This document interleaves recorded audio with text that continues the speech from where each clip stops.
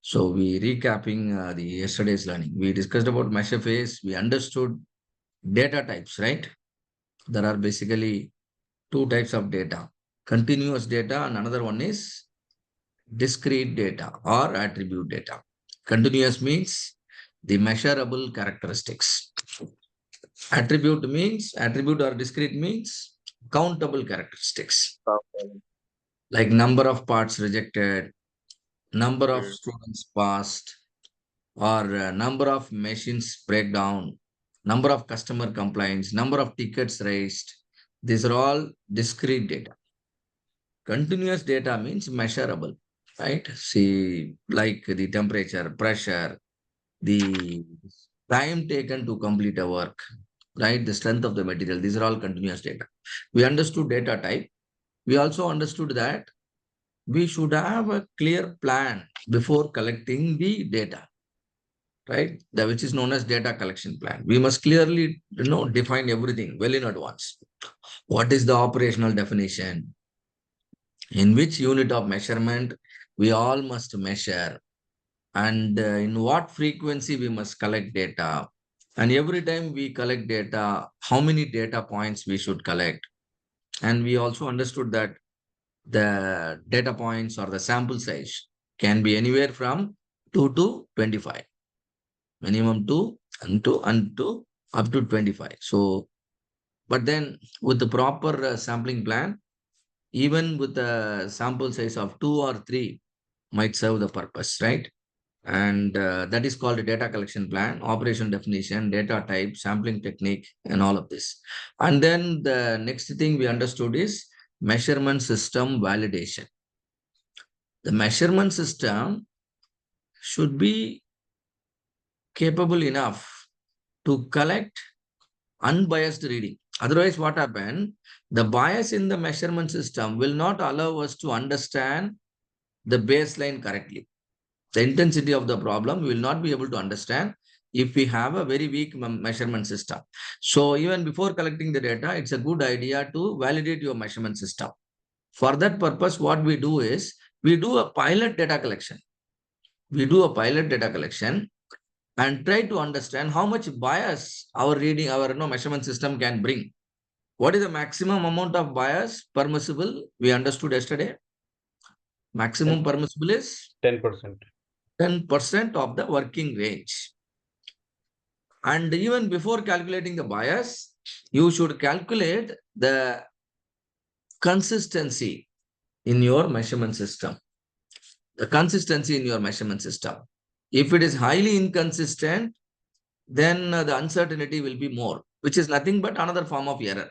Only after controlling the inconsistency, you must try to control the bias, right? So in order to understand the consistency, we introduced terminologies like repeatability error and reproducibility error.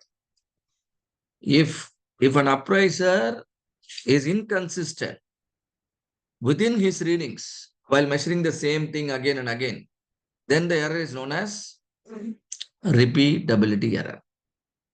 If there are multiple appraiser or multiple measurement system measuring the same thing and they don't agree to each other, the inconsistency is known as reproducibility error. Correct? Disability. Hope all of you understand, right? So the Yes. repeatability error and reproducibility error, if you sum them together, it is known as precision error. It is known as precision error, which means the consistency is known as precision. If you lag in terms of consistency, we call it as precision error. The precision error we compare against the working range or the tolerance. So we get a ratio, precision tolerance ratio. We call it as gauge R&R. This gauge R&R, first of all, should be less than 10%. Then you should be able to calculate the bias. And again, the bias, depending on the nature of the bias, if it is constant, you can eliminate the bias. How can you eliminate the bias? By calibrating your data. By calibrating your data. Or you want to completely eliminate the bias from your measurement system, you can calibrate your measuring instrument. Over and above, you can take best care of the measuring instrument. You can follow the usage instruction. With all of this, bias can be eliminated. So, by all means, you ensure the total error is lesser than 10%. But if the bias is not constant, then if it is very dynamic, then the situation will become very complex. Then you may have to increase the frequency of calibration. All right. And then we moved on to the measurement of the baseline. We understood different tools there. One is DPMO, defects per million opportunity. Another one is traditional yield, first pass yield. And what is the third one? Rolled throughput yield.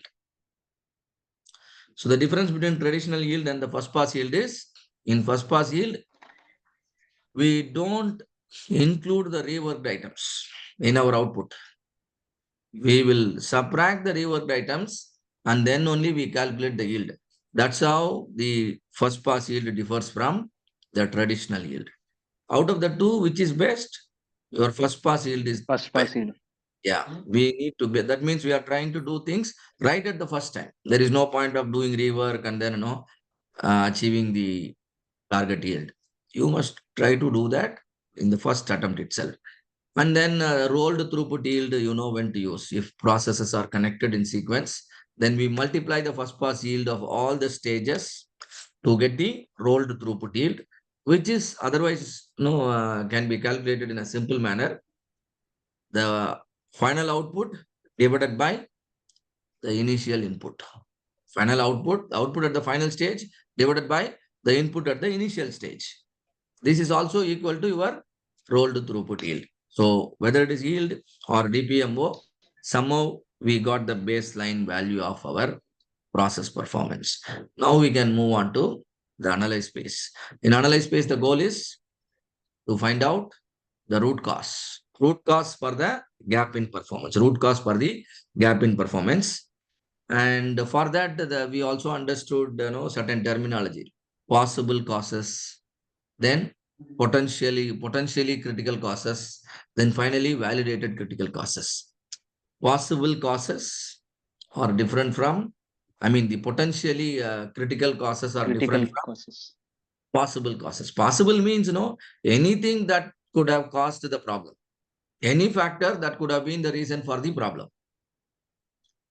But even though there are hundreds of factors that can affect your output, when you are actually carrying out the project, only very few factors are out of your control or out of your focus. So you suspect those factors to have caused the problem, right? So those factors are known as potentially critical factors. Those potentially critical factors are segregated and then we verify them one by one. When you experimentally verify the potentially critical factors for its criticality, the procedure is known as hypothesis testing. The procedure is known as hypothesis testing.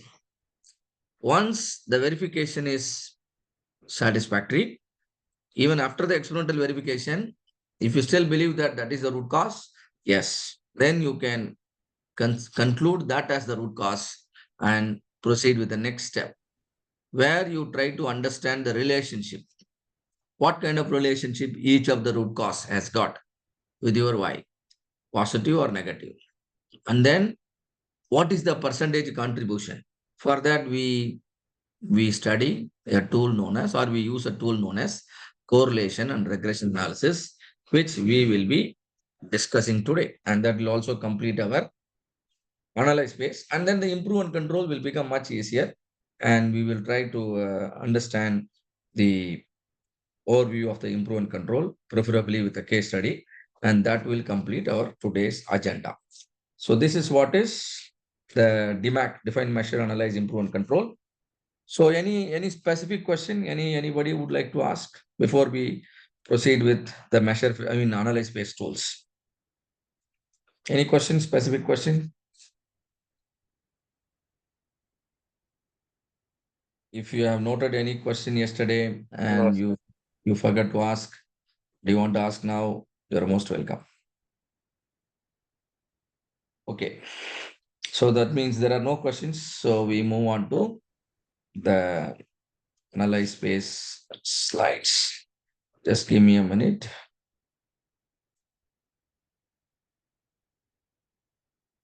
So yesterday I have shown you my slides.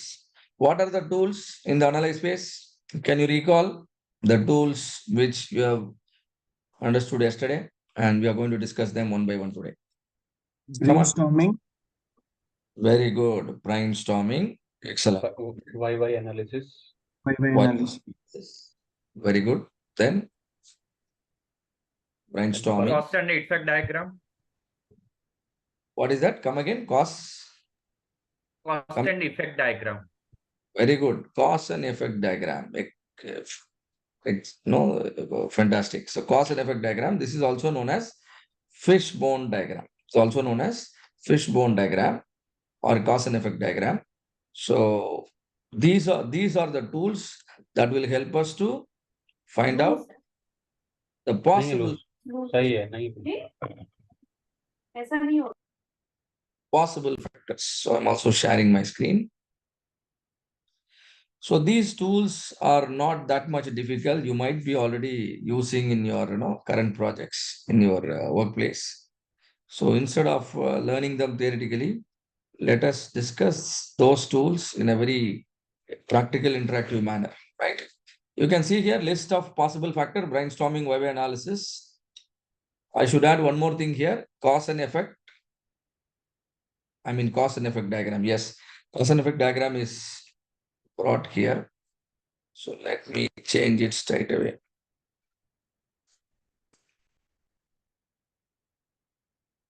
Cause and effect diagram is one thing, cause and effect matrix is another thing. So I'll make those changes.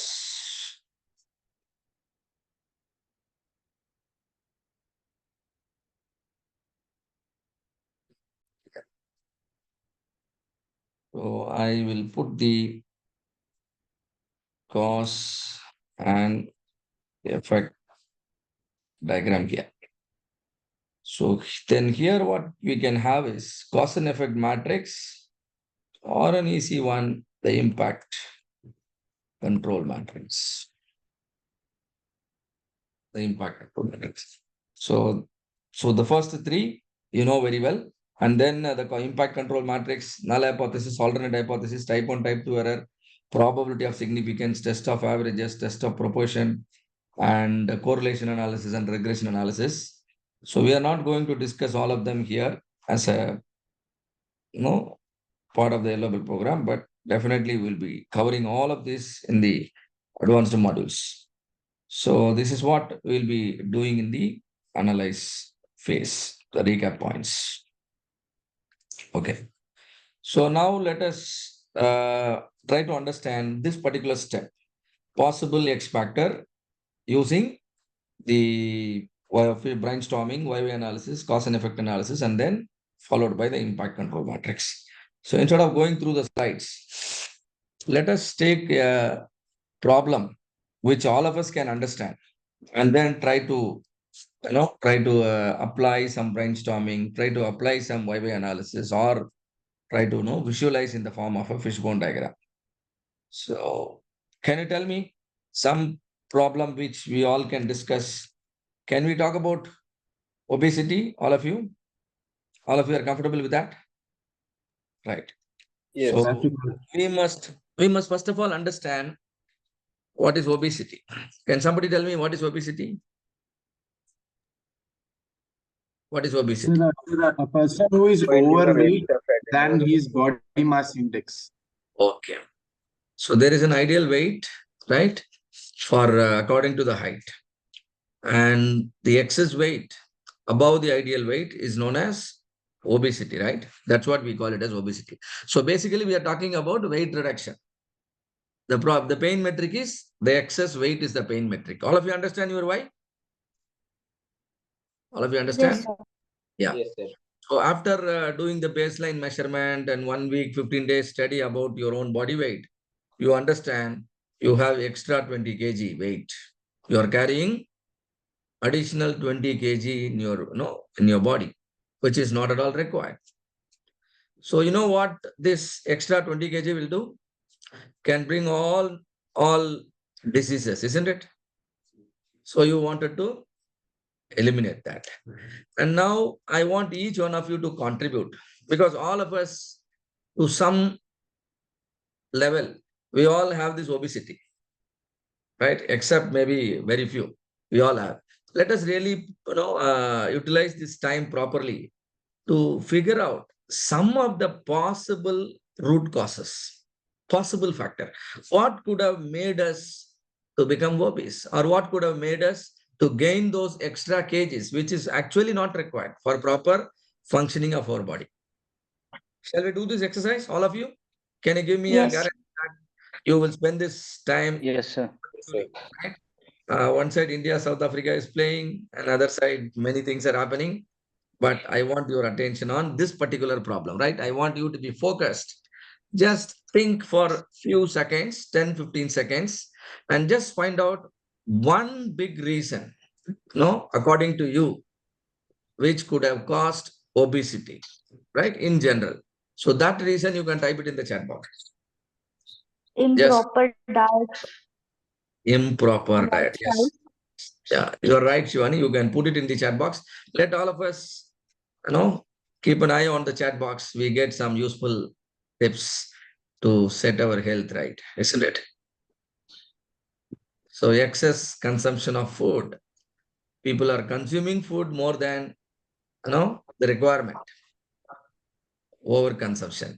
Then unhealthy lifestyle. And to the extent possible, try to be very specific. If you again say obesity and there is no use, what could have caused, right? Unhealthy lifestyle. So you can better make it specific. That's what we studied, isn't it? CTQ. When we want to convey anything, we have to be very, very specific. We have to make it measurable. Less workout, yes, that is measurable. Lifestyle and hectic work hours. Oh, the stress level in the work, that is expressed as the work hours. Sedentary lifestyle, people are not, moving a lot. Physical workout missing. Lack of sleep, imbalanced diet, yes, proper no nutritions are not getting. Lack of knowledge about food, genetics, and then drinking water and junk food, lot of oily food, stress, too much consumption of the food, more junk foods, excess protein consumption. Oh, this is also a reason. So eating too much processed food, including sweets during Diwali festival. So Diwali is ahead. You have to be careful. All right. Now see, all of you, can you see how powerful the tool is? Isn't it? How much time we spent? We spent about 3, 4 minutes, isn't it? Yes, Are sir. we able to list out so many factors which could have caused obesity? Yes, sir. Most of them are correct, isn't it? Most of them are correct. I think all of them are correct. Only certain things, got repeated. So this is the power of the tool brainstorming. But what's important is people who are participating in your brainstorming session should first of all understand the problem, have a thorough understanding of the problem. Otherwise, if you ask them to think about the causes, somebody will go to the extent of thinking about the solution. That's not the purpose. Purpose is now we need to figure out, we need to think about the causes. Problem is already understood. Now the time is for causes, not for the solution. I could see all of you thinking in the right direction. None of you, uh, crossed the boundary. You all wrote exactly about the causes, and you can Yes. simply name them X1, X2, X3, X4, X5, and so on. This is known as listing all possible X factor. Hmm. Depending on the nature of the problem, will you be able to call people for the brainstorming session? Do you think you are competent enough to call the relevant people? Yes or no? Yes, sir. Yes or no? Do you think that is very important? Yes, sir. Yes. Really important, right? That's why, no, we we also considered obesity here because health is important to all of us. So that's the reason why all of us, we're thinking in a proper direction and sharing the valid point. Same manner, the person who is conducting the brainstorming, he should brief all of them one more time about the problem and about the consequences so that people can really, spend their time in finding out the possible expect, right? And please don't invite irrelevant people who are not connected to the problem, or people who really don't want to solve the problem. Some people, may not be supportive at all. Do you want to include them also in your brainstorming session? No, sir. No, sir. It is better No, to no, no. exclude, or otherwise before inviting them for the brainstorming session, see to that you have motivated them properly to support. You have to motivate them by explaining the importance of the project you are doing. This is called stakeholder analysis and stakeholder management. Hope all of you understand. Very, very important. Otherwise, certain people will completely hijack the discussion and they will be talking, they'll be talking and they will also ensure others also talking irrelevant things. You could notice several times in meetings, isn't it? Somebody Yes, sir. completely hijacking the discussion. No, the purpose is not that. So brainstorming is a very, very simple tool, but extremely powerful. Extremely powerful if used properly. That we have witnessed right now in the chat box also. And brainstorming can be of two types. One is structured brainstorming, another one is unstructured brainstorming. So what we had right now is a unstructured brainstorming. Am I right? Absolutely, there are no condition. Anybody can share their viewpoints, and some of them have not even participated, but we really did not mind, right? Because we don't want to add any condition. But I remember I mentioned one condition. What is that? Each one of you should share one point, isn't it? So that one condition. Other than that, absolutely, there are no additional condition. If you keep things, completely liberal, people can, randomly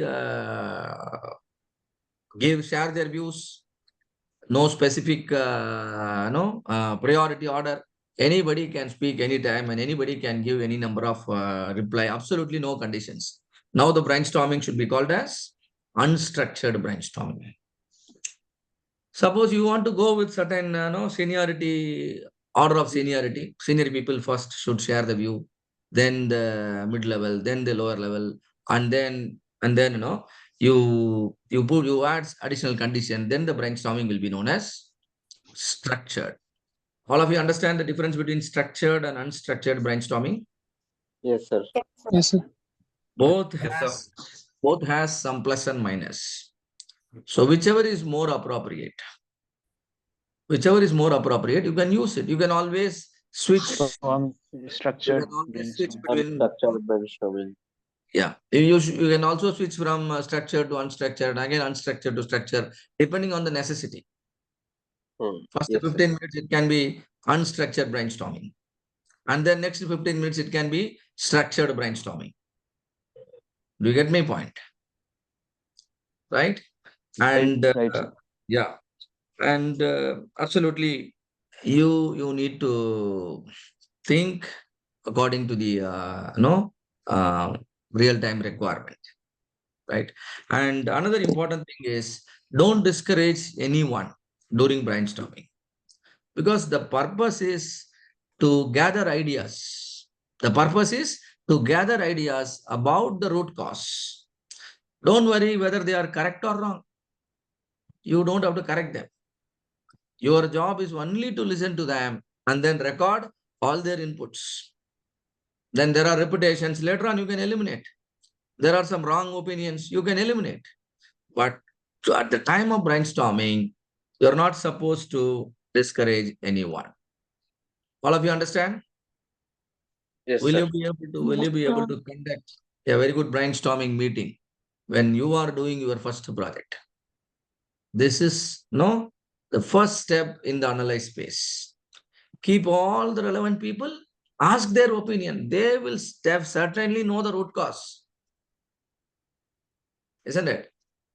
Yes, sir. Only thing is, they may not be very sure whether exactly this is the root cause or not, but definitely they will have a doubt.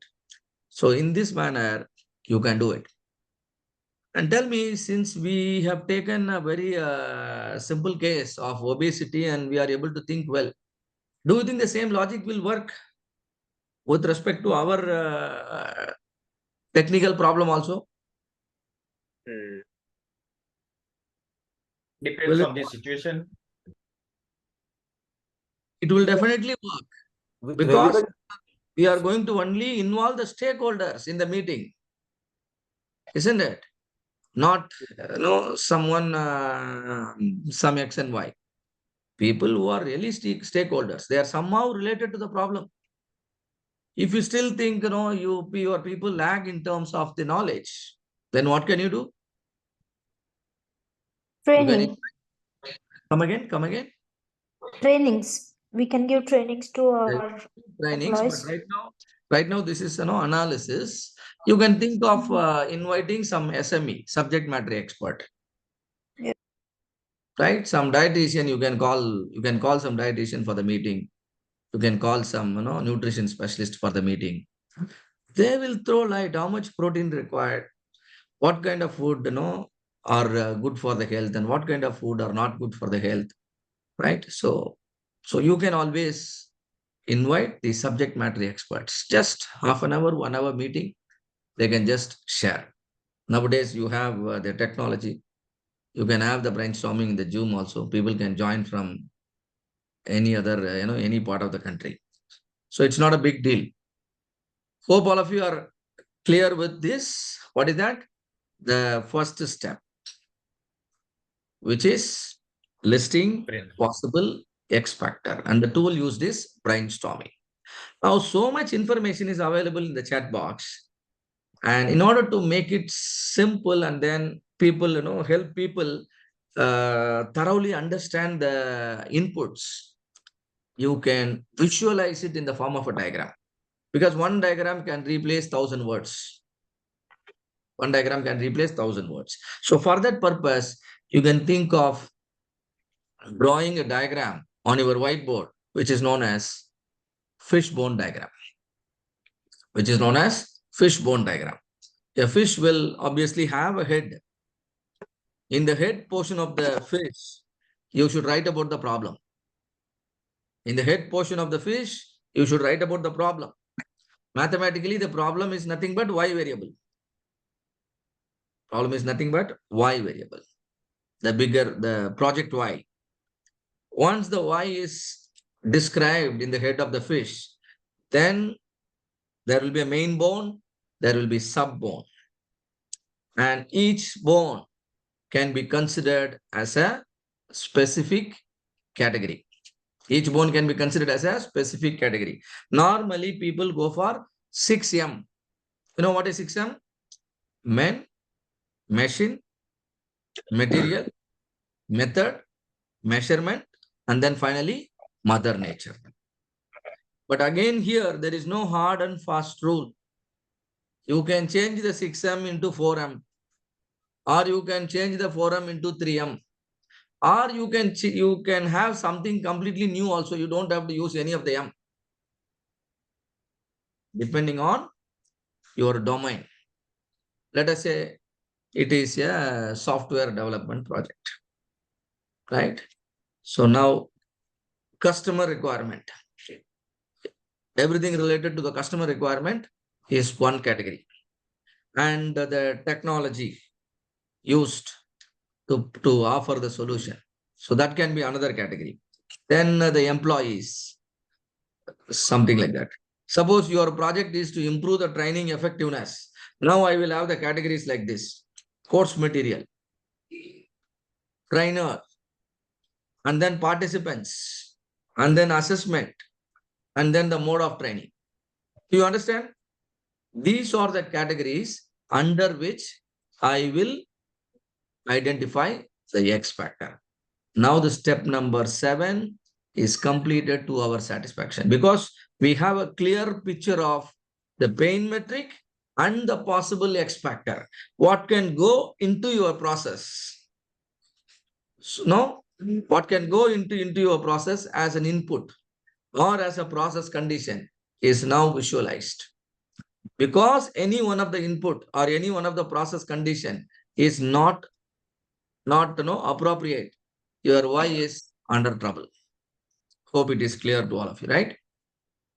All of you understand? I will also show the slides so that you can match your understanding with the slide material also. And before that, I would like to show you a short video which can help you understand why analysis.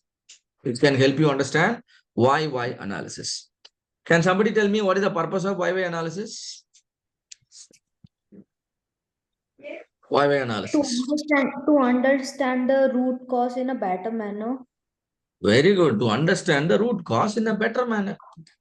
Sometimes, people may try to tell something, but they may not come to the point. Right? And It you may be ultimately, confused with the yeah, symptoms. very good. You ultimately wanted to measure everything. And when you want to measure, you should measure the causes and not the symptoms. So we use YY analysis to peel away the layers of symptoms. Thereby, we gain a knowledge about the causes. Right? Causes are different, symptoms are different.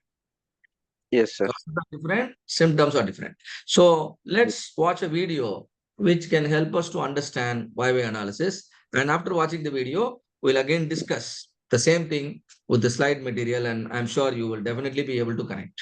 What is the problem? That light which was illuminated on the statue attracted those midgets, which in turn attracted the spiders. That's why the birds used to come and eat them. And So these are causes. So The problem is, problem was building. So the building Some was part damaged. of the building was yeah, decaying. yeah, something like a monument is, deteriorating. It's losing its good appearance. So the maintenance team, they decided to conduct the YY analysis, and finally the analysis led to a very useful information.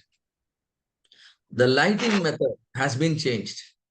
You understood the story. So we'll see that in the form of slides now. So brainstorming, I think you can now see my slides. Yeah. So brainstorming means you are making multiple brains to think about a particular problem so that they can help us to identify the causes. Always two brains can think better than a single brain, right?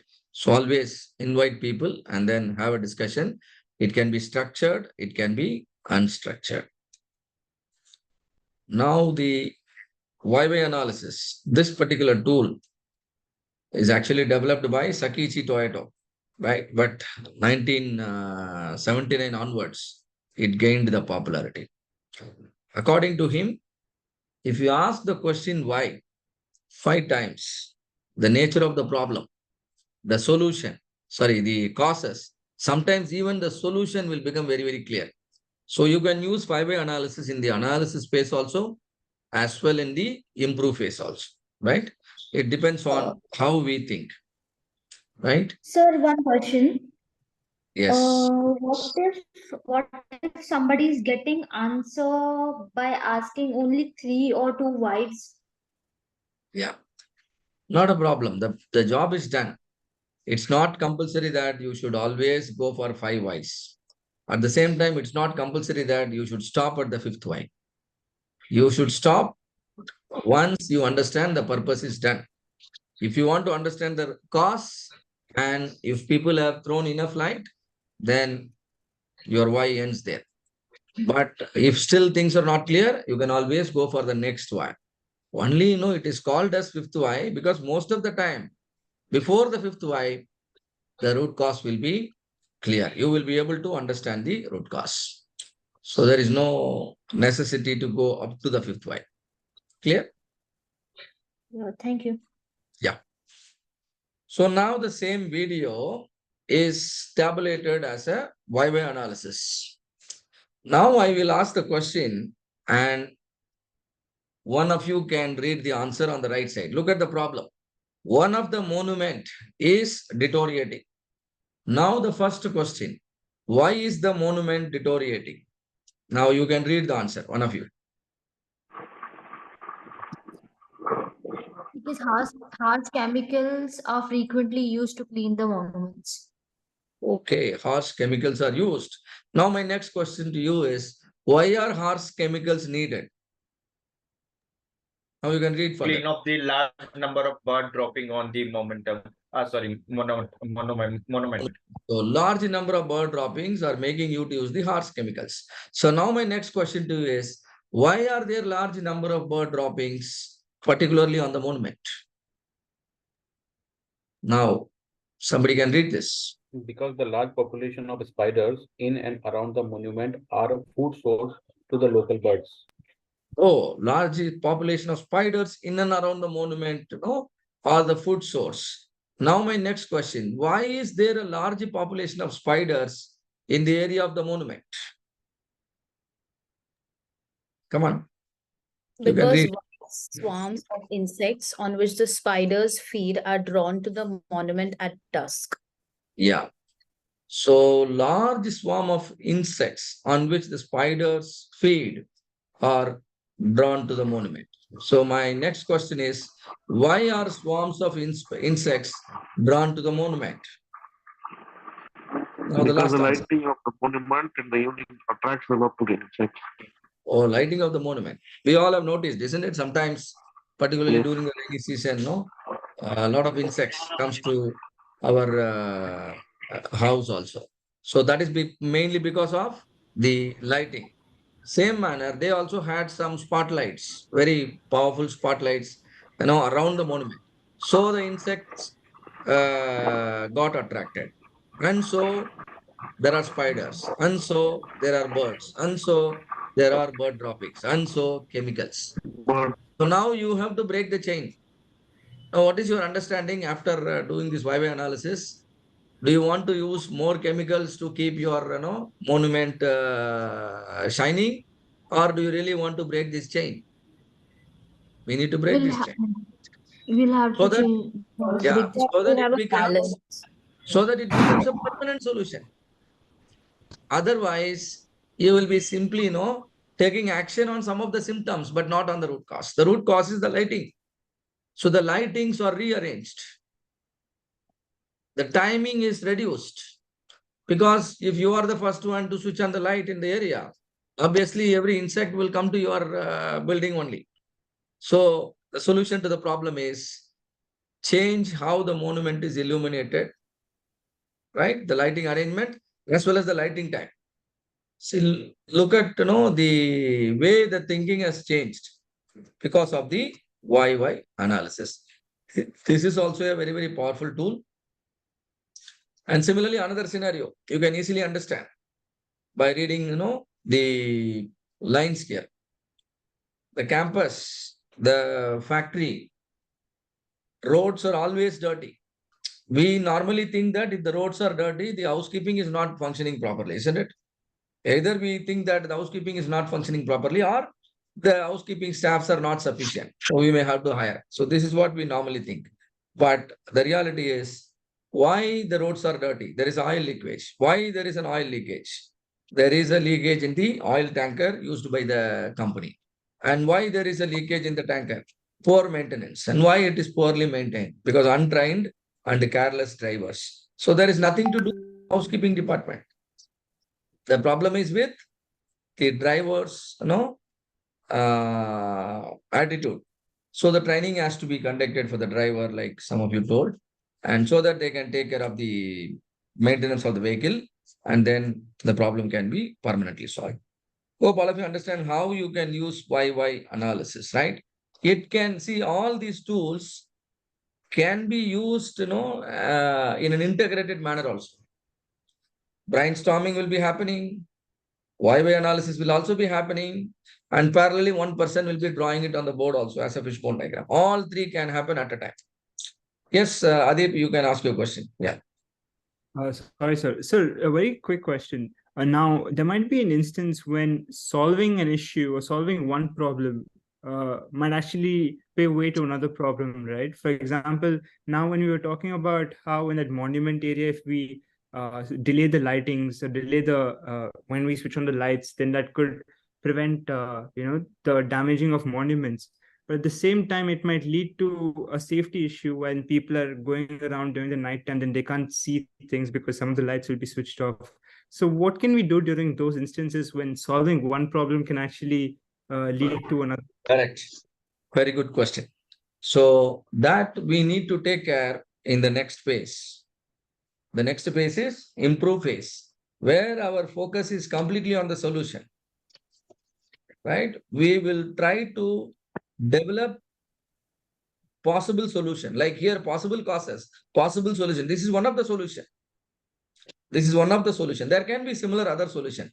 We'll develop all the solutions, write all of them, and then we prioritize them.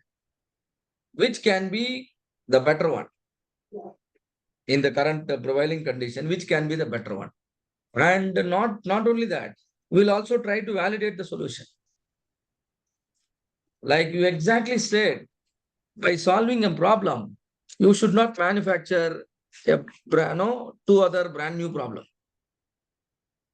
So the risk level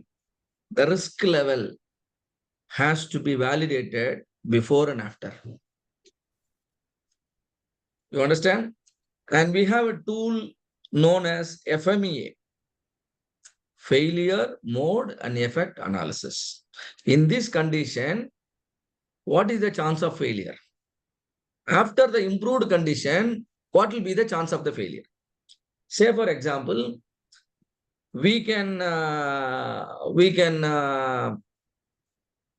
at the time of admitting itself, we can tell all of you that attendance is compulsory. Yes or no? But we are not telling that. You can join, you can attend the session, you can watch the recording, because we know that that might affect your admissions. Yes or no?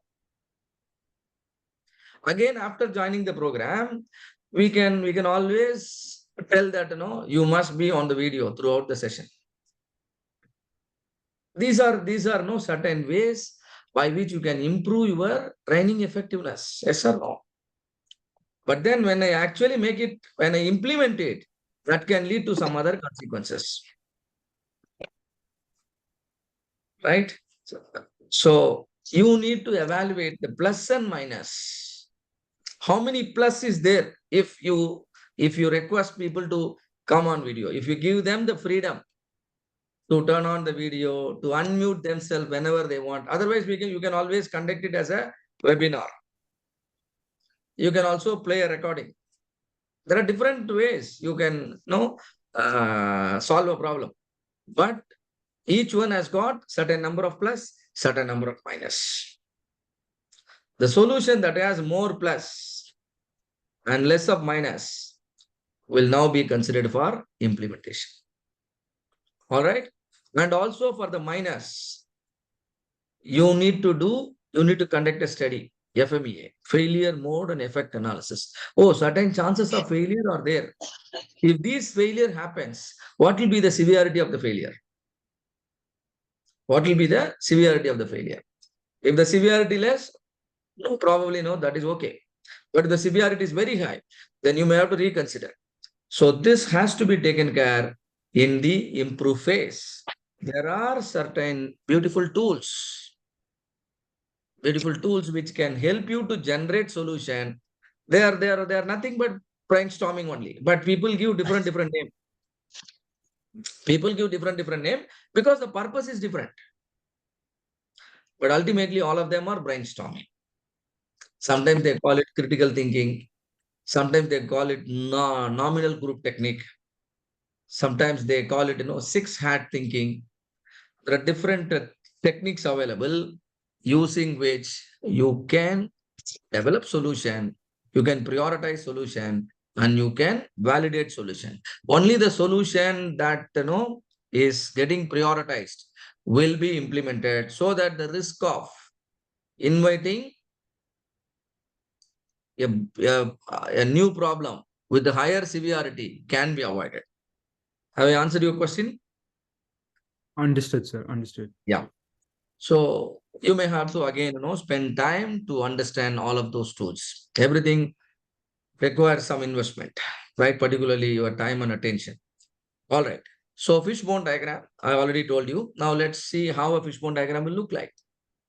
The cause and effect diagram, sometimes known as Ishikawa diagram, because the person who introduced this tool is Ishikawa, the Japanese, quality guru. See here, the effect is written on the head of the fish. What is the name of the head of the fish now? Obesity. The exact problem we spoke, right? And then look at the sub bones, the categories. 6M is used as the category. Men, machine, material, method, measurement, and then mother nature. Mother nature is nothing but environment or all the uncontrollables. All the uncontrollables will come in the mother nature. Now some of the factors are indicated here. Please note, if you actually develop a fishbone diagram, the number of factors can be, as many as 100 plus. All of you agree? Even for the obesity problem, you can write down hundreds of factors. It depends on the quality of the brainstorming, quality of the input people are willing to share. All right. So but make sure always, for the brainstorming session, you call all the stakeholders and necessarily the process owners. Necessarily the process owners. That's very important. Sometimes the process owner might be an operator. Don't think that operator should not be invited for the brainstorming. You invite them because he is the process owner. Process owner means the one who is actually responsible for the process. His input is very, very valuable for you. Agreed? Yes, sir. Yes, sir. The patient's input is very important. Yes, sir. To the same manner. All right. So we have drawn the fishbone diagram. Similarly, for another case, what is this case? How is it different from the previous one? What is this case? This is a problem related to Wrong delivery or damaged or delayed delivery. and that is the Y, and all the X are written on the other side. But I see a problem in the fishbone diagram. Can one of you tell me what is the problem here in this fishbone diagram? The last part, wrong breaks. Wrong? The wrong breaks. Wrong breaker. Sir, it should have been mother nature, but it's written environment here. Environment is funny. Yes. So what I see as a problem here is there are three different failures considered together for analysis. Can you see that? Wrong delivery, delayed delivery, and damaged delivery.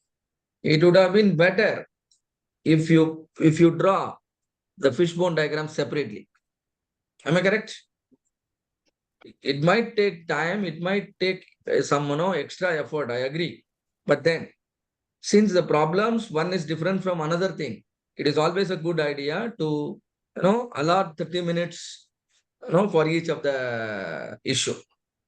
So that way, I think there is a problem here. Otherwise, it's fine. So now, step number 7 is done, completed. All of you agree? Hereafter, you should not have any problem in listing your X factor.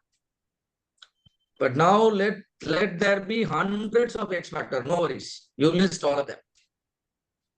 Right? Now, what I want is,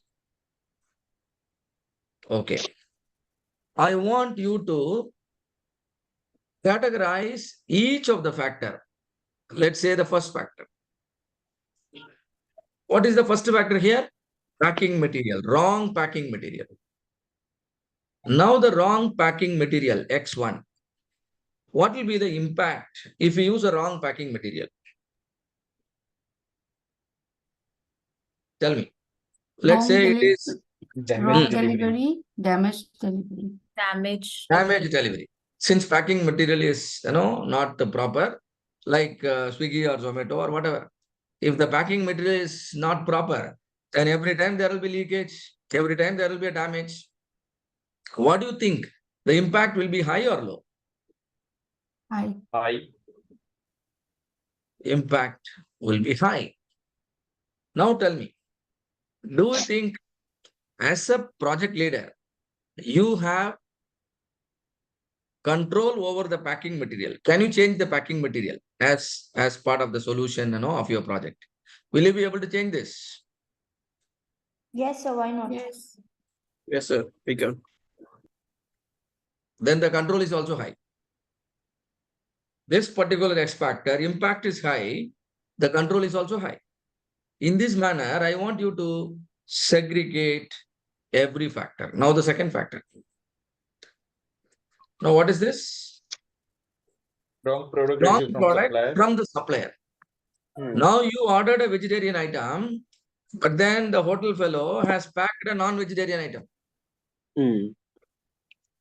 And now the impact is High. high.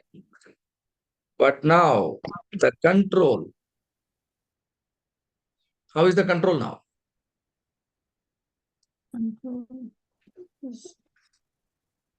We will not be able to change the after delivery. Control is low. You are not monitoring, what the hotel is doing, isn't it? You only collect the package and then deliver it. Control is currently low. You don't have any control over what the hotel is, packing.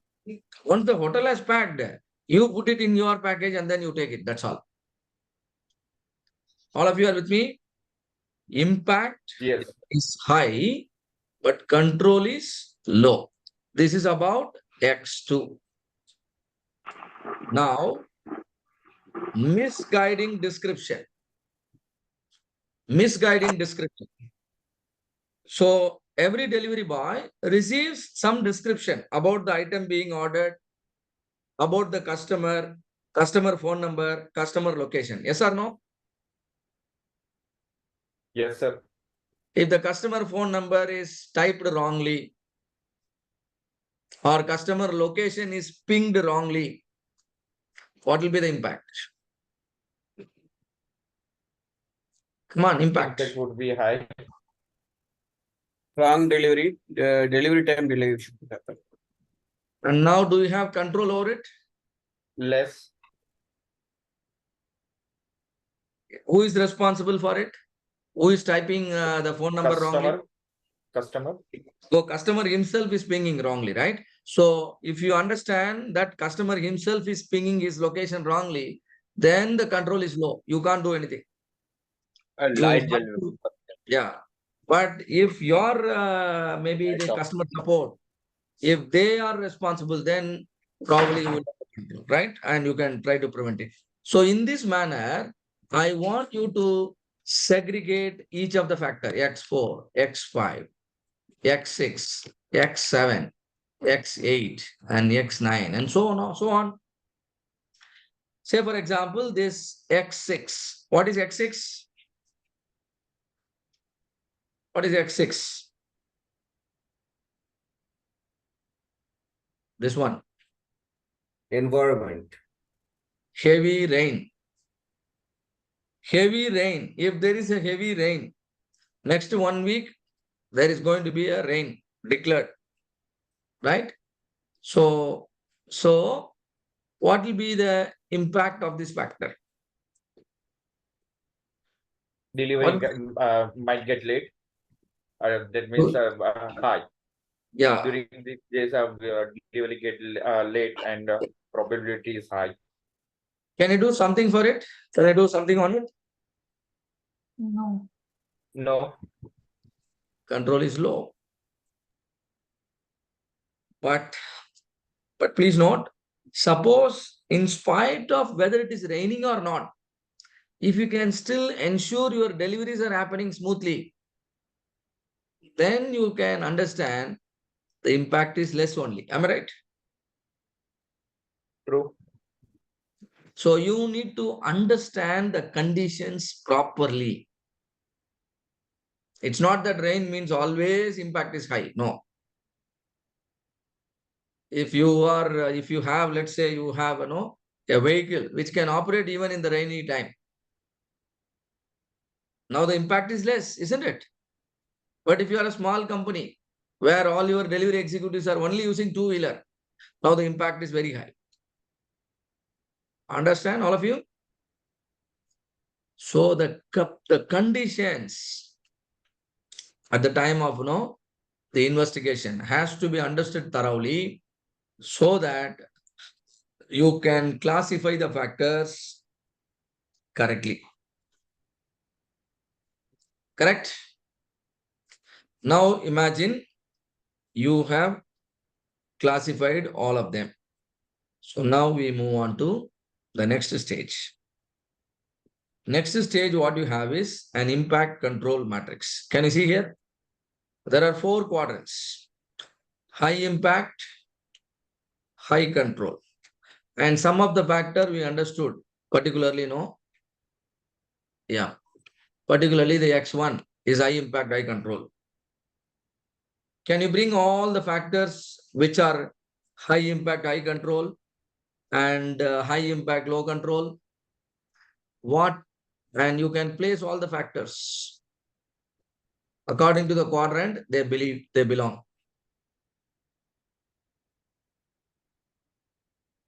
Do you understand, all of you?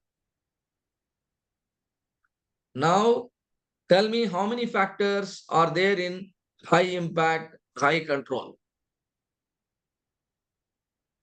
How many are there in the high impact, high control category? Tell me. How many are there?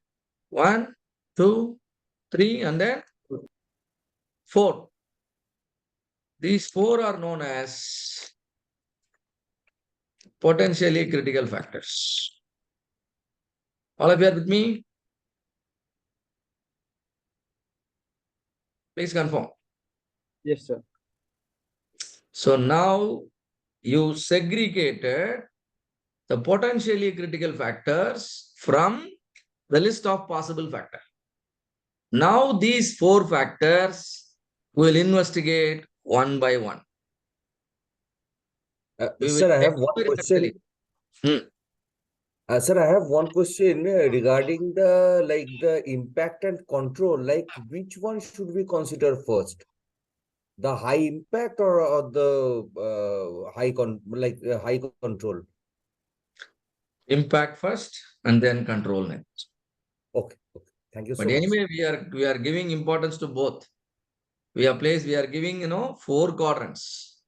In one quadrant, we have high impact, low impact. Similarly, in other 2 quadrants, we have high control and low control. So we are balancing it. But finally, we will consider the first quadrant, which is high impact, high control quadrant, as the potentially critical factor. These will be considered for validation. Yeah, that's okay. But the second thing is high control, low impact. So it will come to the second consideration, or maybe high impact, low control will be coming into the second consideration. This is your second consideration. This is first consideration. This is second consideration. This is third consideration. This is the last. For example,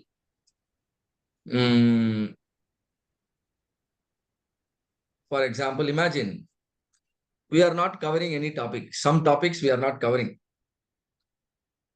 Do you understand? We are not covering some topics in the training program. All right. Now there are several ways, maybe there are certain ways we can sort this out. One thing is you can monitor session wise whether the all the topics are covered or not. Another side, you can probably proactively you can let's say you can give some assignments to the participants for some self learning. Do you understand? There are two ways the problem has been caused. One is the, let's say, the timing is not sufficient. That is one factor. Timing is not sufficient. That is one factor. Another thing is parallelly, the assignments are not given. Attempt is not made to cover up certain lighter areas in the form of assignments. Now there are two things. Please note. One is increasing the time. Already, what is our training time? 3 hours. 7 p.m. to 10 p.m. If we stretch it 7 p.m. from 7 p.m. to 10 to 7 to 11, that is, I don't think that is feasible. Already many people are sleeping in the training hall itself. You see? So that is looking, impossible. So we have low control here. So we are not going to consider this right now. Do you agree? Yes. This factor we are not going to consider. But can we at least, try some assignments for every session so that, some extra coverage can happen? Do you understand? Yes. But of course, that has a low impact. But still, I have a higher control over it. So that is given the next priority. Agree? Perfect, sir. Thank you so much Very for the good, very clarification. good, very good. So this is how we actually, deal with the factors. Once all the factors are sorted out, first we will take action here, right? And these factors will qualify for the next level of investigation. We call it as validation, but that particular topic we will be discussing in the next level, right? After Diwali. And many of you have already decided to travel with us after celebrating with Diwali. So we'll certainly be discussing with you. So I think all the recap points you all can understand now. If there are any challenges, please let me know. Perfect. Yes, sir. Any questions? Please feel free to ask.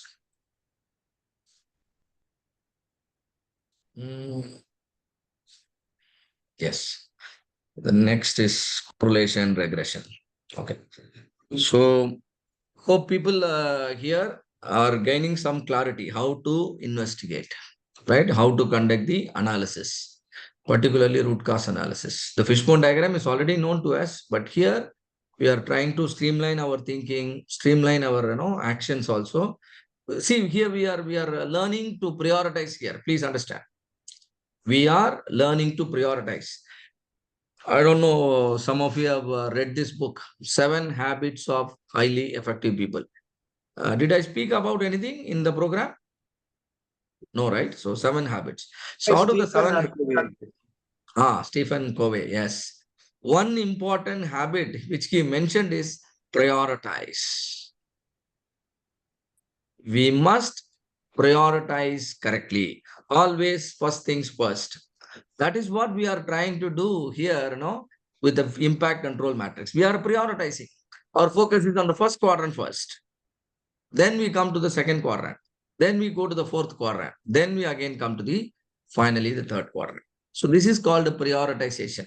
Whether it is prioritizing the problem or prioritizing the causes or prioritizing the solution, we want to be systematic. All right.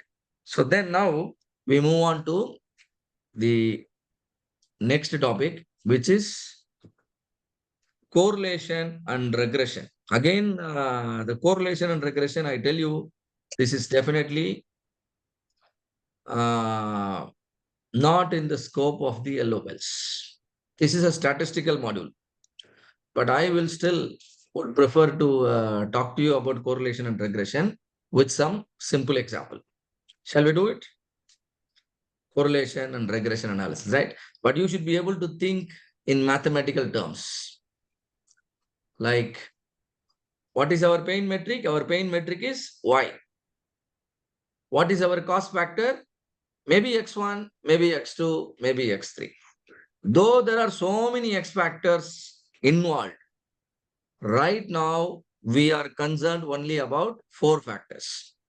Maybe X1, X2, X3, X4, because only they appeared in the first quadrant. X1, X2, X3, X4. Now, what is the relationship of each of these factor with our Y factor?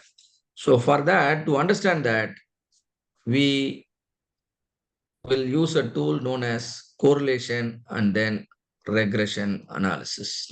First, let us understand the terminology, and then we'll talk about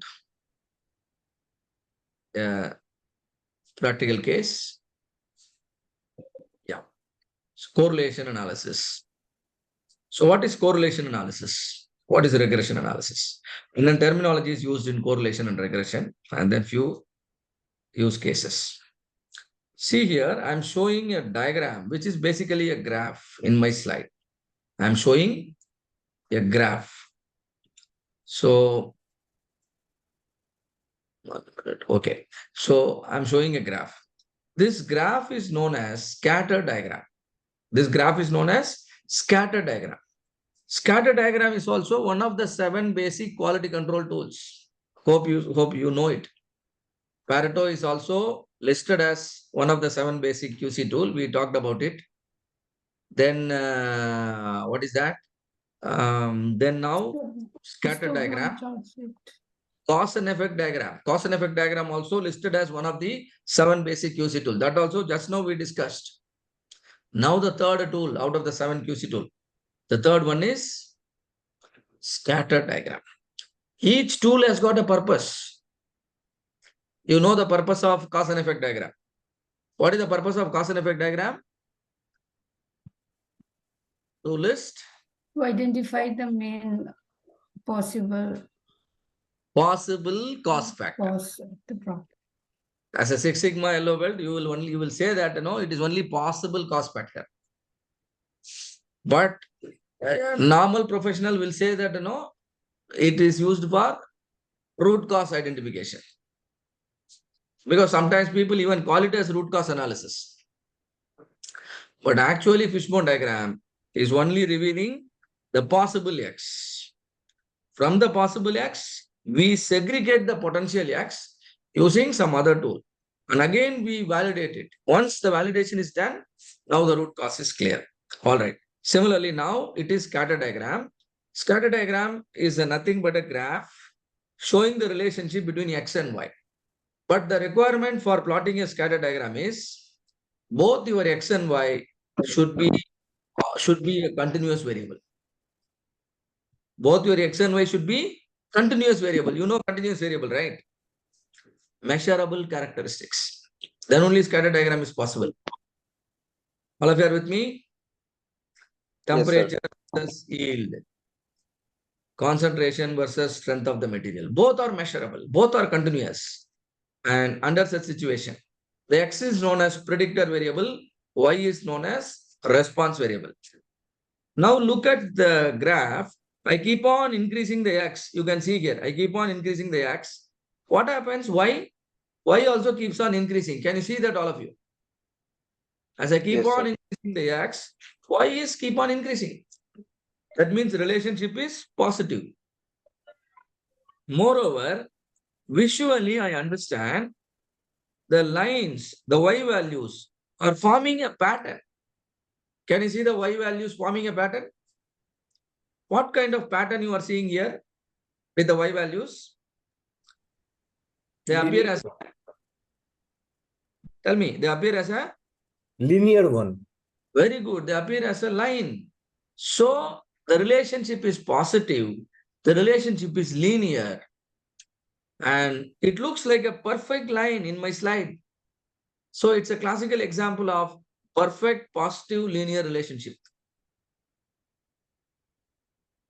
How do I say this? By plotting a scatter diagram. All right. So this is here, what is written here? Strong positive. But the better terminology is I remove the strong. If I use perfect, that will be the best terminology. All of you agree? I agree, it is strong. Yes. But more than the strong, it is perfect. Why do I call it perfect? If I keep a scale, then all the points will lie exactly on the line. So it has become a perfect line. So it is better to use the word perfect than strong. So the first line is understood, first curve. Now the second one. What kind of relationship you are seeing? As I keep on increasing the x, what happens to the y? It comes down. Decreases. So negative relationship. And relationship is written as strong. What do you think? Should I retain strong or should I change it to perfect? Perfect negative. This is perfect. People who know the subject, they will definitely use perfect. So perfect negative. Why it is perfect? It's a perfect line. All the points are lying exactly on the line. So perfect positive, perfect negative. Now the third diagram. Oh, sorry, third diagram. And tell me, third diagram, what kind of relationship you are seeing here? Are you seeing positive, negative? There's no relationship. Random or discrete one, Not like showing any relations. The points are really scattered here. You can't make out what is the relationship between x and y, isn't it? Yeah. You keep on changing the x. You are not able to understand anything. You are not able to predict anything about y. Right? That means there is no relationship. Specifically, there is no linear relationship between x and y. That's what we could understand by seeing the third diagram. So the conclusion is there is no correlation. All of you understand what is correlation now? Correlation means we are trying to understand the linear relationship between an x factor and a y factor. Agreed? We are trying to study the linear relationship between x and y. Now moving on. Now I am showing another scatter diagram here. Now all of you, look at this scatter diagram. What is the x factor here? Calorie consumed. Calories consumed. What is the y factor? Weight gain. Do you think both are continuous variable? Yes? Yes, yes. Yes. Both are continuous variables. So scatter diagram is plotted and the results are the blue color dots. Now tell me, what kind of relationship it is? Is it strong, perfect, or moderate, or weak? What is your opinion? It's a perfect positive. Oh, this time also you want to call it perfect? Perfect means But strong, we perfect. can say strong. moderate. So moderate. So now there is a contradiction. Somebody says strong, somebody says moderate. Because the tool used is your eye judgment, isn't it? Your eye is the tool now. For some of you, it looks like a strong. For some of you, it looks like a moderate. So we have to break all this, difference of opinion. To break this, we have a formula. Can you see a formula here? So with the set of x value and y value, x bar, you know what is x bar? Average of the x values. You know what is y bar? Y bar, average of 1 minute, I'll reshare. Y bar is average of the y values. You know what is n? What is n? No. The No, sir. number of the number of points. Total batching. Yeah, the number of samples or number of data points. You have some set of data, right? So the number of data points. Sx means standard deviation. Sy means standard deviation of the y. So how to calculate standard deviation, and for x and y, what is the meaning of it? And you have to understand some statistical concepts, which requires spending further time, right? That's why we have recommended you to come for the advanced modules also. However, this formula will definitely eliminate all this difference of opinion. So the formula is designed in a way that R can become a maximum of 1. It can be +1 or -1. Whenever the points become perfectly linear, R will become maximum of 1. Whenever there is no relationship, R will become 0.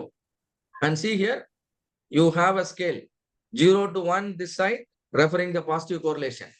0 to -1 referring negative correlation. And 0 to 0.4 up to 0.4, the correlation is known as weak. 0.4 to 0.7, it is known as moderate. 0.7 to 1 is known as strong. Equal to 1 means perfect. Equal to 0 means no correlation. All of you understand how to define now? Yes, sir. Now let us check. Now tell me, what is the correlation you are seeing here for the first scatter diagram? Tell me.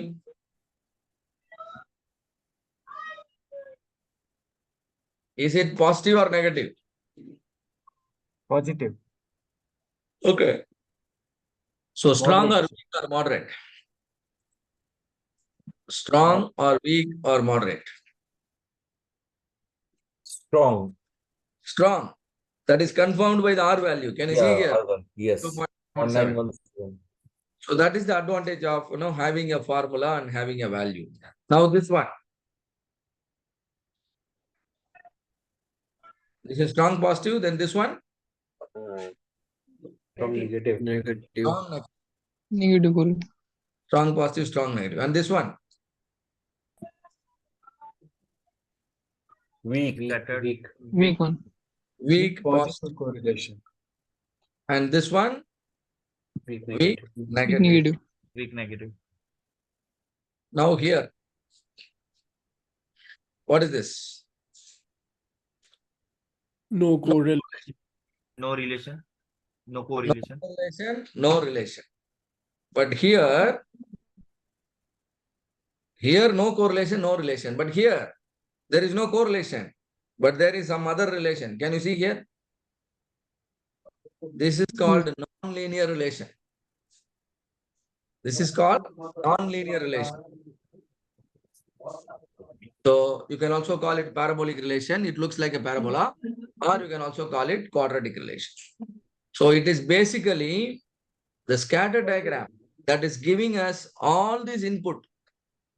In addition to the scatter diagram, the R value, which is also known as correlation coefficient, is helping us to understand the relationship, nature of the relationship, positive or negative or strong or weak or moderate. Hope it is clear so far. Yes. Right? So 8:25 now. And maybe, after this, we'll go for the short break. Now, regression analysis. Actually, after finishing this, we will take some example and then talk about it, right? So in regression, there are certain terminology.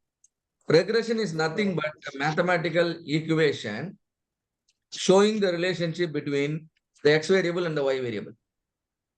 Regression is nothing but a mathematical equation showing the relationship between x and y. And regression can help you to understand the direction of relationship. Direction means positive or negative. Size of the relationship. It can also tell you statistical significance. It can also tell you statistical significance. And then regression analysis can tell you whether your mathematical model is ready for prediction or not. So there is a method known as least square method or principle of least square method. That will ensure the error in your regression equation is minimized. So regression model, regression equation, regression coefficient, and residual.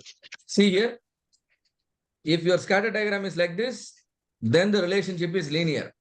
Now you will go with the linear regression. See, look at your equation. Y equal to AX plus C. Sometimes people write it as Y equal to MX plus C. Have you studied this, all of you? Equation of line. Equation of straight line. The school mathematics you all have studied. And now we are going to understand this little deeper so that we can use it in our work. If there is only one X, your regression is known as simple linear regression. If there are more than one X, then your regression is known as multiple linear regression. If there is only one X factor, your regression is known as simple regression. If there are more than one, then it is known as multiple linear regression. Similarly, if your scatter diagram is looking like this, you can easily understand the relationship is non-linear or relationship is quadratic. Quadratic means second degree. Second degree means in addition to the X square will come. You see here. Can you see X square?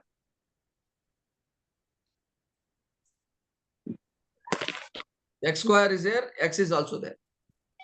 This is called a quadratic relationship. And how the relationship will look like, you are seeing here in the graph. Now look at the third. The curve is going up, coming down, again going up. This is cubic. In addition to the X square, X cube will come. So regression can be linear, regression can be quadratic, regression can be cubic or even higher order. It depends on the nature of relationship. But how do you understand the relationship? If you have some data and if you plot a scatter diagram gives the clue what kind of relationship to be followed, isn't it? Because in the scatter diagram, it is visible. Here it is linear. Here it is quadratic. And here it is cubic. So our understanding can improve by making use of all of these tools. So I erase all this.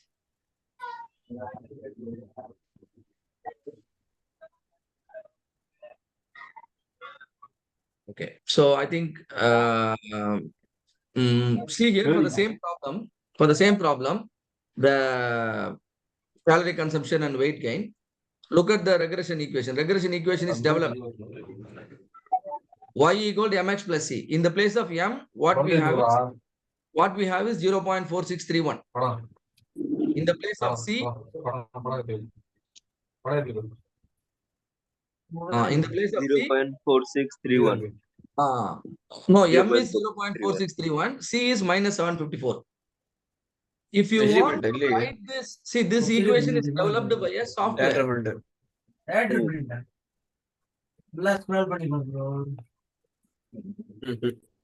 This equation is developed by a software.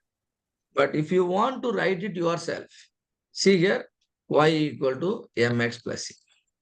How can you write this? You just have to know m and c. Am I right? The two constants have to be, determined. So m is known as slope of the line. M is known as slope of the line. The c is known as the constant term. Now, I'll tell you, what is the meaning of slope? Slope means what? Slope means the angle made by the curve with the x-axis, or the angle made by the line with the x-axis. Now tell me, will you be able to measure this angle? Do you know any technique, any method by which you can measure the angle? Sin theta, opposite side. Now first tell me the angle. Is it 30 degree or 40 degree or 45 degree? 45. Okay, 45. So how can you confirm the angle? You can use your protractor, isn't it? Geometry box. You all might have purchased several geometry box. You know protractor. Use that protractor to measure the angle. Once the angle is measured, you can find out M using this formula. What is this formula? M equal to, what is this? Tan theta, right? All of you are with me, or are you sleeping? Yes, sir. Yes. Yes, sir. M equal to tan theta. You measure the angle, take the tangent. Now you got the M. This is nothing but 0.4631. You go to the trigonometric table for tan 40 degree or tan 42 degree, you will see this 0.4631. Clear? Or if you are not comfortable with the procedure I am explaining, you have to use some software. One of the software is Minitab. All right. But another alternate method is also there. Alternate method is you draw a line, a horizontal line and a vertical line, so that you can form a triangle using the line. Now, will you be able to measure the length of the vertical line, this line? Possible? That is delta y. Similarly, measure the length of the horizontal line. That is delta x. Now you find out the ratio, del y divided by del x. That will also be equal to 0.4631. Whichever method is easier, you can follow that. Both methods are easier, right? I know all of you are mathematical genius here. You will either go with the tan theta or you will go with del y by del x. But both method will give you the same answer. But there is a meaning with 0.4631, right? I will tell you after giving you some break. And now see how to find out the C. You extend the line downward, extend the line so that the line can cross the y-axis. You see, this is your y-axis. Your line is crossing the y-axis here. Am I right? This point, the value of this point is nothing but the C, constant term, which is nothing but y-intercept. Below 0, you have negative values. Am I right? Below 0, you have negative values. Can you see negative value here? Yes or no? Yeah. Yes. Now the complete equation is written by you just with the help of the data. If I give you the x value and y value, how many of you will be able to write the regression equation after listening to this particular session? If I give you the x data points and y data points, will you be able to write the regression equation yourself?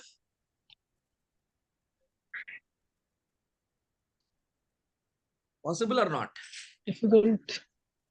You should take a graph sheet. You plot the points x and y one by one, scatter diagram. Then you measure the angle or del y by del x. Then find out where exactly the line is touching the y-axis. Now the M and C is known. If the M and C is known, now this regression equation you can write yourself. But how to use this regression equation now? What is the significance? What kind of information that is giving us? We will understand after a short break, right? I know you will be tired by now. You learned a lot of mathematical tools now, statistical tools. So you can relax for some time. So 8:35 now. So all of you can take a 15 minutes break, refresh yourself, and then come back. We'll talk about the, little deeper or the application aspect of the correlation and regression. Okay? All right. Okay. Okay. So let us try to understand a few more details about regression. Okay. So see here, This is the regression equation we just now obtained. All of you, can you remember? This is the equation, right?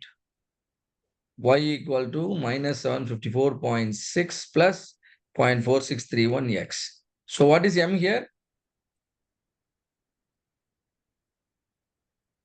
Tell me what is M here?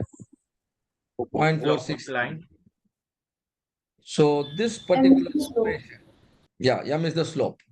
So M is the slope, and this is the regression equation with how many factors? Only one factor.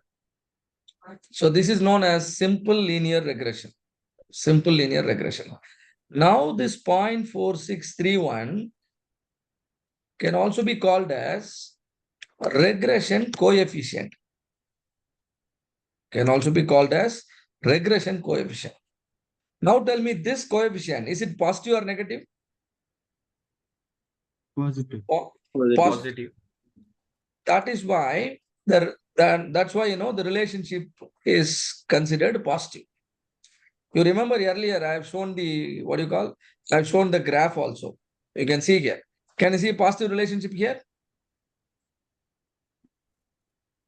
Same thing you can understand by looking at the regression coefficient also. One more information which you can understand is when I increase the x factor, by 1 unit, y factor will increase by 0.46 unit. Where from I am getting this 0.46?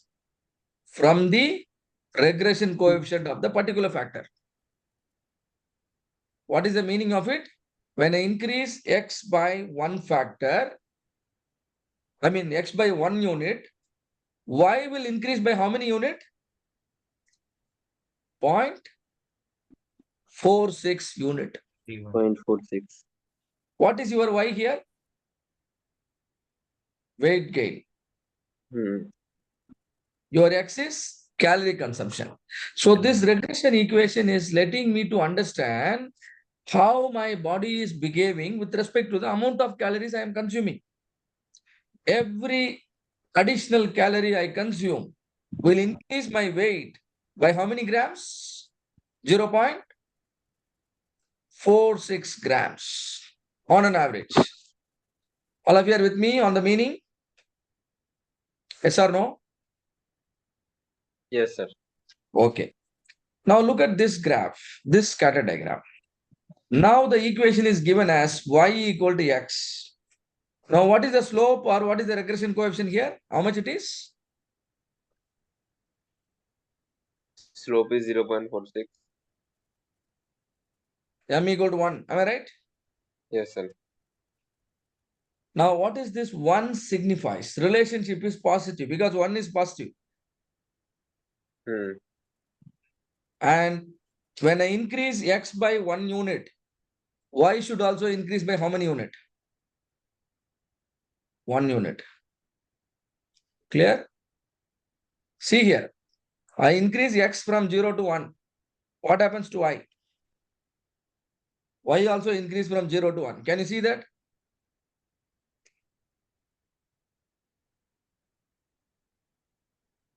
Again, I increase x by 1 more unit. What happens to y? Y again Y will increase. also increase. Every increase in the x by 1 unit will increase your y by 1 unit. What do you want to achieve? You want to maximize your y or you want to minimize your y? That is your problem, isn't it? Your problem is you want to either improve your y or you want to decrease your y. Now, what should you do with the x? Where from the knowledge is coming? The knowledge is coming from regression equation. Am I correct? But provided your regression equation is accurate. Otherwise, your regression equation will may not give the right direction. Now look at the second equation. Now what is the equation of this regression line? Y equal to 2x. Why do I write y equal to 2x? When I increase x by 1 unit, how many unit y is increasing? When I increase x by 1 unit, y is increasing by 2 unit. 2 unit. 1 unit, again 2 unit. So that's why the equation is 2. So it is plus 2. So relationship is positive, and every increasing the x value by 1 unit will increase the y value by 2 units. Hope all of you understand this. Clear? So, and here you are seeing the residuals. Here you are seeing the residuals. Residuals means we are concerned about the equation of the blue color line. But actually the points are not exactly on the blue color line, isn't it? So the points are away from the blue color line. Whatever distance the points are away from the blue color line, that is known as residual. If the residual is more, that will reduce the power of your regression line. Your regression model will become weaker if the residual is more. So that's why, considering the line, line should be drawn in a way that the line is too close to many of the point, right? Majority of the points. All right. So residual can be positive, residual can be negative. Now look at the data here. X value, Y value. X and Y are available. Now you need to perform correlation analysis, perform regression analysis, and you need to make a conclusion. So now first, let us do the correlation analysis. Correlation analysis means we calculate R value. You remember we spoke about R, right? There was a formula. Pearson correlation coefficient. Anybody, you noted down the formula for R? Pearson correlation coefficient. Square root of summation of x minus x bar the whole square divided by sx multiplied by y minus y bar the whole square divided by sy, and outside 1 by n minus 1 or something. So that's known as Pearson correlation coefficient. So that coefficient is found to be 0.97. Now tell me, if Pearson correlation coefficient is 0.97, the relationship is strong or weak or moderate?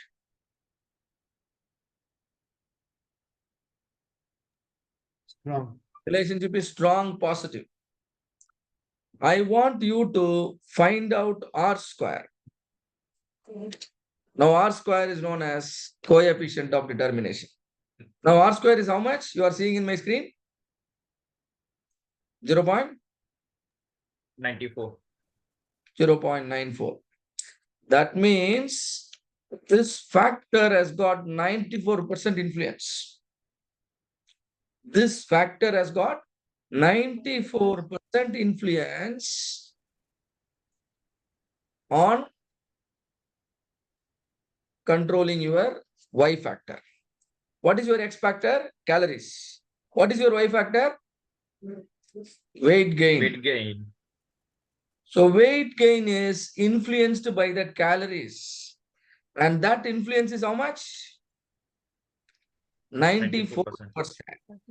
This is as per data. As per the experiment we conducted, as per the statistics, the influence is understood to be how much? 94%.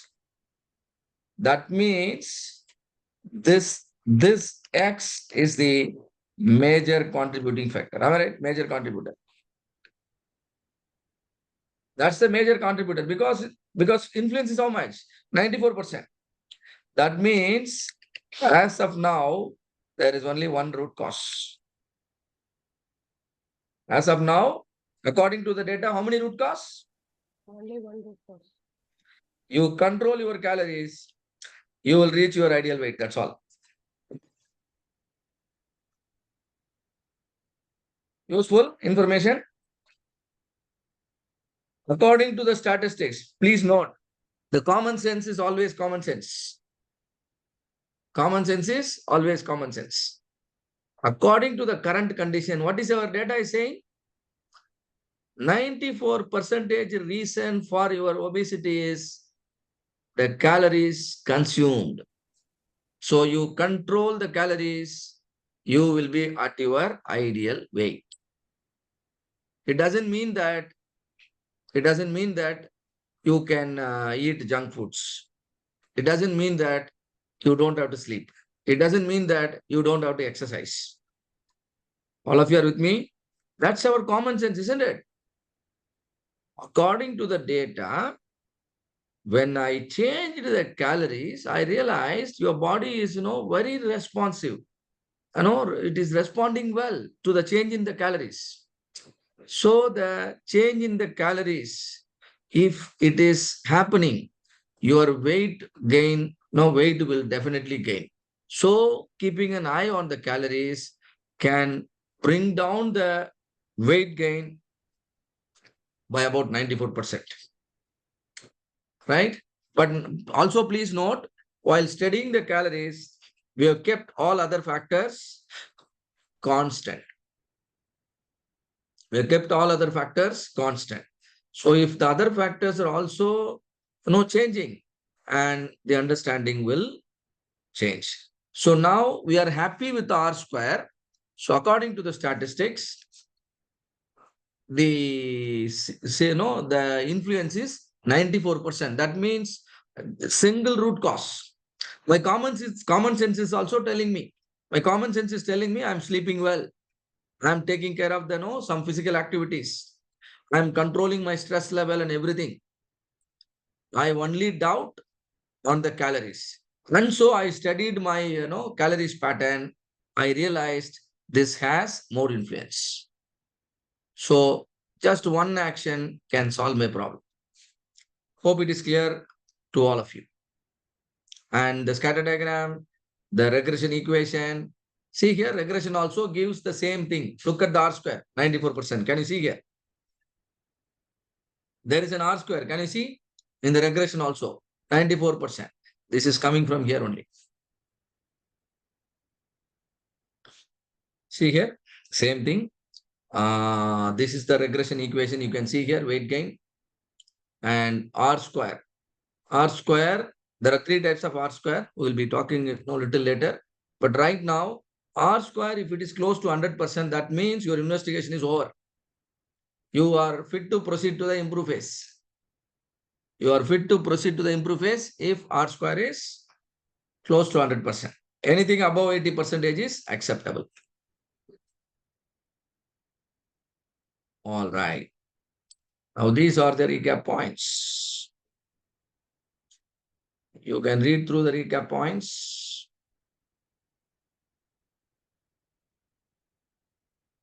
And tell me whether you are comfortable with all the statement.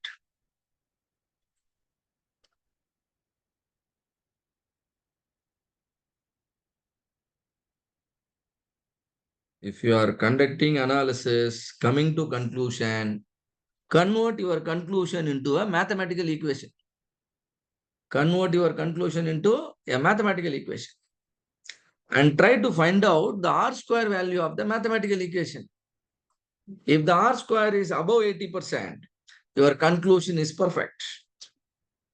If R square is below 80%, something wrong. Please understand, R square below 80% means something wrong.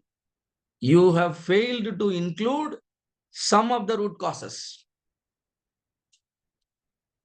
If R square is below 80%, that means you fail to include some of the root causes.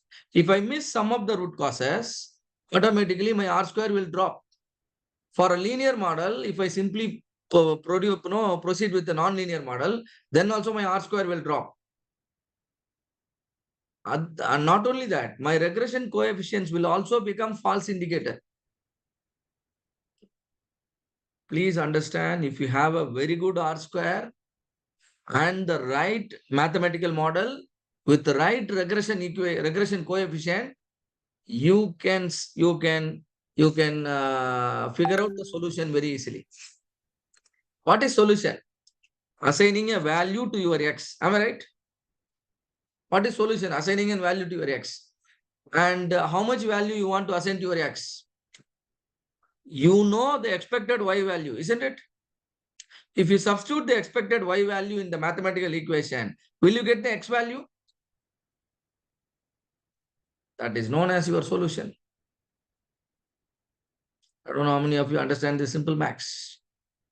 This is really simple. Probably, if you watch this video multiple times, you come to understand. So that's all about the correlation, particularly regression. All right. Now, what is the application of this? How many of you are able to connect regression now in your problem solving? Will you be able to use regression? Difficult. But you can definitely take the help of softwares like Minitab, Excel. Take some software. You take the help of people like me or someone, so that they can guide you when you are actually doing a project. Now let's people nowadays talk about Industry 4.0. Am I right? Everywhere they are talking about Industry 4.0. What are Industry 4.0 technologies? Tell me. I want all of you to become active. You can come out of your sleeping mode. Automation. Automation. Okay, automation. Then IoT, Internet of Things. IoT, Internet of Things. Artificial intelligence. Artificial intelligence. Very good. Artificial intelligence. IoT. Come on. Machine learning. Machine learning. So Machine learning. I'll write whatever you are telling now. Artificial intelligence, machine learning. Sorry. Machine learning, IoT. Then somebody mentioned automation. Automation is there even for a long back itself. Okay. Then that's all. Analytics. Okay, your robotics. People call it big data analytics, right? R&D. Continuous. Big data analytics. Then Continuous R&D. continuous R&D. I can't put it under 4.0. R&D is there in all conditions. Big data. Can we say GPT, the thing? Chat Smart, smart manufacturing. GPT is your artificial intelligence, AI tool. Smart So what is manufacturing. VR? VR is virtual reality. Right? AR is augmented reality. So all of this, we call it 4.0. Am I right? Yes. Now, what is common? I already mentioned this. What is common in all these technologies? All of this works based on the data. Am I right? Enormous amount of data being collected and used so that your chat GPT can work well, your machine learning system can learn well, your IoT can work well, your robo can work well. Everything is working based on the data, quality of the data. If data quality is poor, what will happen? Or chat GPT and everything will fail, isn't it? It is ultimately the quality of the data, the quality of the input that decides the output. So now let us take an example, right? Okay. Let us take an example. So I stop sharing my screen. Okay. So imagine you want to reach a place. You want to reach a place from your house, a shopping mall. First time you are going. You want to find out how much time it will take for you to reach that place. Right? Because you have not been there earlier. So how do you find out the time? Google Map. Google Map. The moment you type your destination and your current location, Google Map will tell you the time required for you to reach that destination. This is a classical example of artificial intelligence. Am I right? Yes, sir. AI tool. So your Google Map application itself is an AI tool. It is intelligent enough than you. Even if I ask you how much time it will take, you'll give me a wrong value, but that will give me a correct value. How that application is able to think better than a human being? And that interacts with you like a human being from the other side, isn't it? It will be guiding you. It will be giving you some advice. It will tell you, go in this route, don't go this route. This is blocked. All these piece of advice it is giving. That is why we call it artificial intelligence. Yes or no? The chat Yes. GPT will speak to you as if a human being is speaking from the other side. That's why we call it artificial intelligence. Ultimately, the basis, what is the basis? How it is working? Based on data, right? Data. And that intelligence is not that intelligence, the inbuilt intelligence is nothing but a regression equation. That inbuilt intelligence is nothing but regression equation. Y equal to f of x. What is y? The time required to reach the destination. Correct? You want to understand the y. In order to give you the y, Google Map will ask for certain x. Am I right or not? True. It will first Yes. ask you what is your current location. It will ask you what is your destination.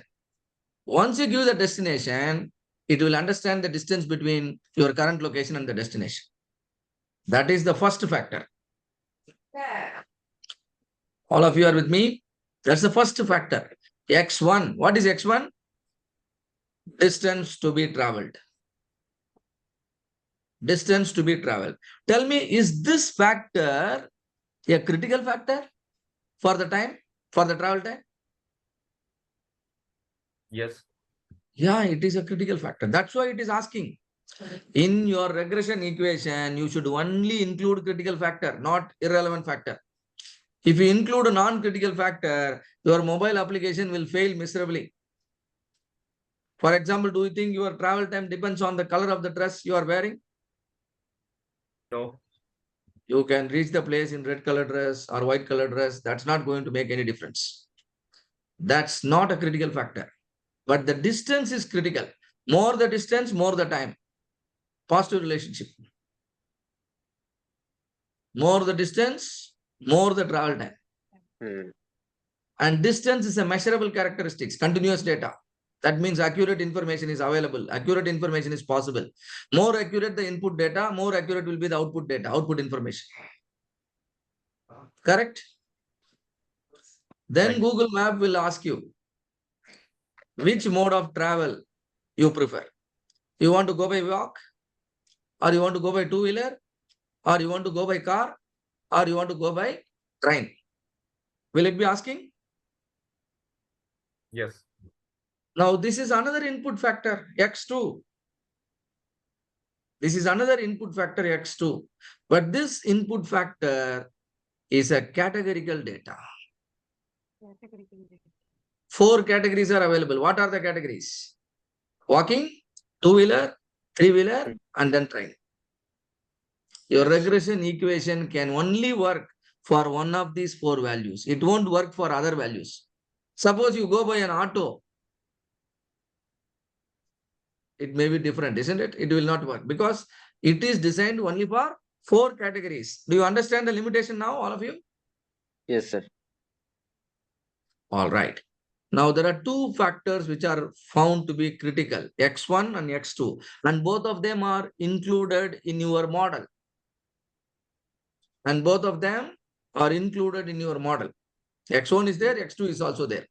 Then anything else? X3. What is X3? Speed. Speed. Speed. Okay.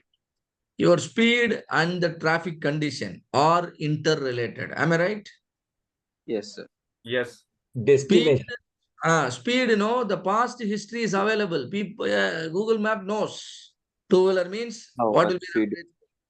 Train means what will be the average speed. Past information will be available. Yes or no? Yes, sir.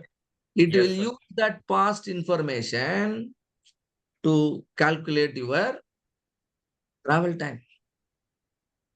To calculate your travel time. So now there are 2 things, traffic condition, another one is speed. You have to give any one. You don't have to give both the things. You don't have to give both the things. If you give both the things, that will weaken your model because these are interrelated, isn't it? If I say Yes. traffic condition is less, automatically it will understand you will be able to go above average speed. If traffic condition is average, then your speed will also be average. So that's how the equation will be working. So it's not a good idea to give to include two factors which are interrelated, right? Say for example, if you are studying about people's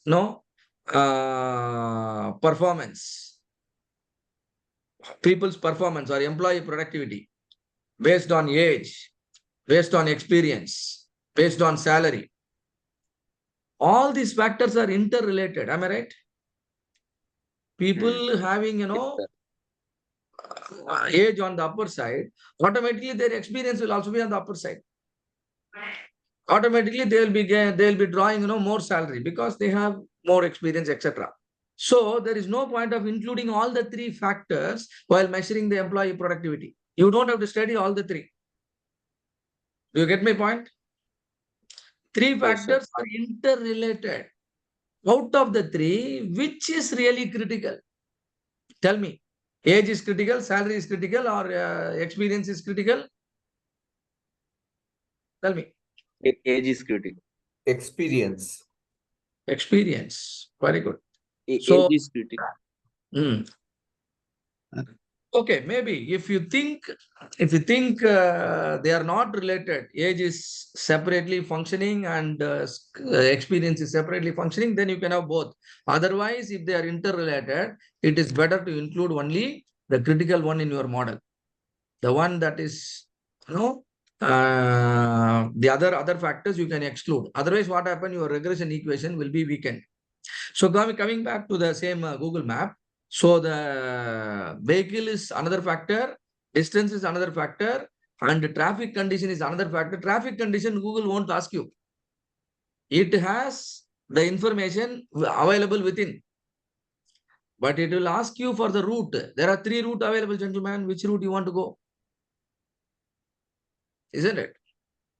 The route is another deciding factor. Now there are so many factors that can decide your travel time. The particular brand of vehicle you are using, isn't it? Yamaha bike can go faster, TVS moped will go slower. So these are all factors, but then less critical. Am I right or not? Yes, sir. And that will complicate, my thinking and then complete regression model. So only the critical factor, 3 or 4 critical factors are included, and the regression equation is developed. And in the background, the coding is written using the regression equation.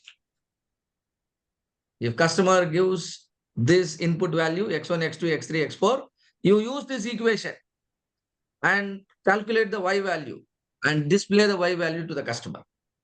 Now, do you understand how this app is calculating your travel time? Tell me. Artificial intelligence. This is known as artificial intelligence. ChatGPT is writing the whatever you want the ChatGPT to write. It will write. It will write a letter also for you. It will write a paragraph. It has categorized your writing style into certain particular type. Friendly letter, isn't it? And different styles, friendly style and fun, assertive style, and it has categorized the styles of writing into 5 or 6 types. Now, if you ask, accordingly, whichever style you prefer, it will keep the language in that manner. This is what we learned as CTQ. Unless and until you make your requirement specific, measurable, at least you categorize, isn't it? If you can't categorize, and you can't think of, developing solutions for the people's problems. The CTQs have to be very, very clear. So, one thing we understood how artificial intelligence is, intelligence is working. It is basically a software. It is basically an algorithm which will, perform like a human being. It will think and perform like a human being. This is known as artificial intelligence. Instead of a software, instead of an algorithm, if I have a physical machine, which will perform like a human being. Let's say it will perform like an operator. It plays the raw material, arranges the finished product. This is called robo, isn't it? Which is programmed, and based on the data it receives, it will take actions similar to the human work. If it is a software, we call it artificial intelligence. But if it is a machine, we call it a robo. And the field is known as robotics. What is the basis in all, what is common in all of this? Data. In order to develop systems, the background knowledge is, the regression. So many X factor and then the Y factor. Okay. And imagine you mentioned speed while talking about the Google Map. When you are traveling fast, then Google Map will understand you are now moving fast, and accordingly it will reduce your travel time. Have you seen that? Earlier it would have told you, it will take 45 minutes for you to reach. As you actually progress, and if you are moving with some higher speed, it will reduce the time. Now you will reach in 35 minutes. How it understood you are moving fast? How it understood you are moving fast? By location, sir. Geolocation. How Google has come When time is less. Satellite. When time Satellite. is less to reach that location. How the satellite detected your location? No, when the time is less and to reach the location. Through the You GPS, have sir. the mobile device, isn't it? You have the mobile device with you always. While sleeping also, you keep the mobile phone with you. Correct. GPS. So the mobile phone is acting as a sensor, yes or no? Yes, sir.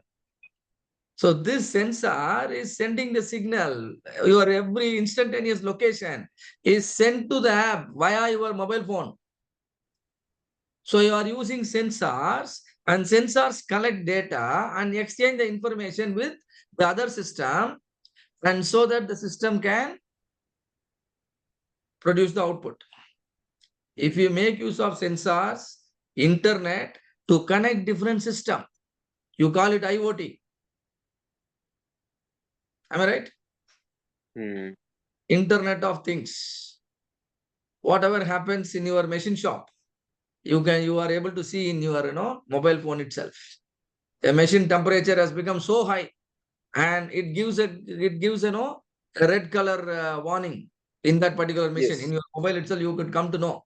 Hey, immediately you will call the plant manager. Hey, look at that machine number 402. The temperature is so high. Go switch off something. So this is an application of IoT. All right, where you have kept sensors so that the sensor can collect data, and whenever the data is abnormal, then the system can take appropriate action. Clear? Yes, sir. Imagine you are wearing a smartwatch. Suddenly your body temperature is, body is running a higher temperature. Now what will happen? The smartwatch will book an appointment with a nearby hospital for you because your body temperature is abnormal. This is what we call it IoT, isn't it? I think all these things will start happening very soon. People are exploring IoT, right?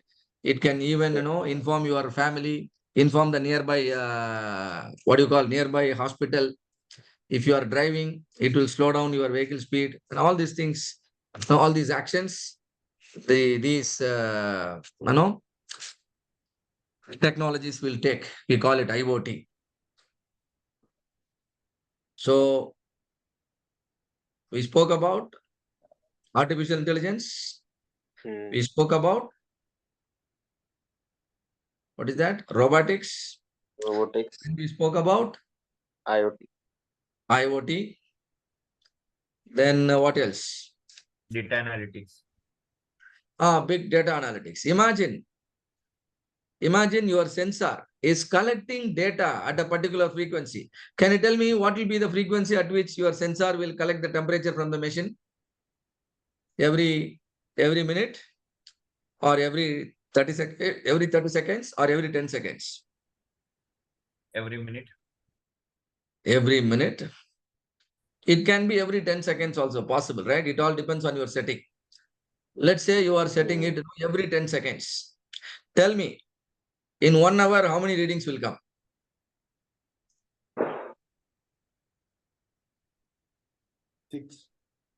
Six. Every 10 10. seconds, one reading. So in 1 minute, how many reading will come? Six. 6 readings. So in 1 hour, 6 into 60, 360 readings will come. 360 reading in just how much time? 1 hour. 1 hour. So in 1 day, 360 multiplied by, tell me, multiplied by 24, right? Every day 24 hours. 8640. Yeah. And then within a week time, how much data you will have? And you might have hundreds of such sensors in your factory, isn't it? Yes. So lot of data is now getting populated in your Excel sheet. Can you see that, all of you? Now, what are you going to do with all this data? You have to take meaningful decision, isn't it? You have to make meaningful decision, meaningful conclusion. This is known as big data analytics. Am I right? Police department has nowadays kept CCTV camera everywhere. Every 100 meter there is a camera. How many cameras in the city? How many video footage? So much data being collected in just 1 hour time. Yes or no? But Yes, sir. only the abnormal conditions will require your attention, will need your attention. You will be taking some action. Yes or no? If vehicles are simply going in the Yes. road, it's not a problem. But if a vehicle is going at an abnormal speed, then it requires your attention. This domain is known as what? What is this? So much you are dealing with so much amount of data, but you only look at the useful part of it. What is this? Big data analysis. You only told me big data analytics, right? I am not an expert in all these areas, but I am only telling you that data is the basis. Data is the basis. So the accurate the data, the accurate will be the findings, and hence the actions and the performance.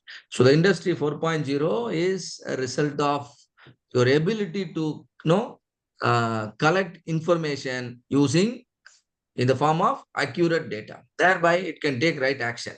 And the action is always guided by a function, y equal to f of x. Am I right? Yes, sir. Very good. So that's how it is. And you have the other fields also in this manner. Augmented reality, virtual reality. You all know virtual reality, right? Yes, sir. The physical world is simulated virtually.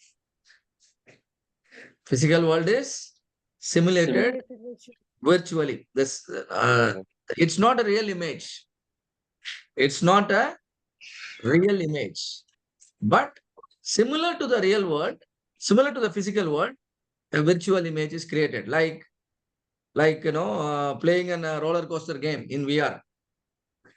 You will get a feel like you are going in the roller coaster, isn't it? But Yes, sir. actually, there is no roller coaster. So we call it virtual reality. Understand, all of you? Yes, sir. Then what is augmented reality? What is augmented reality?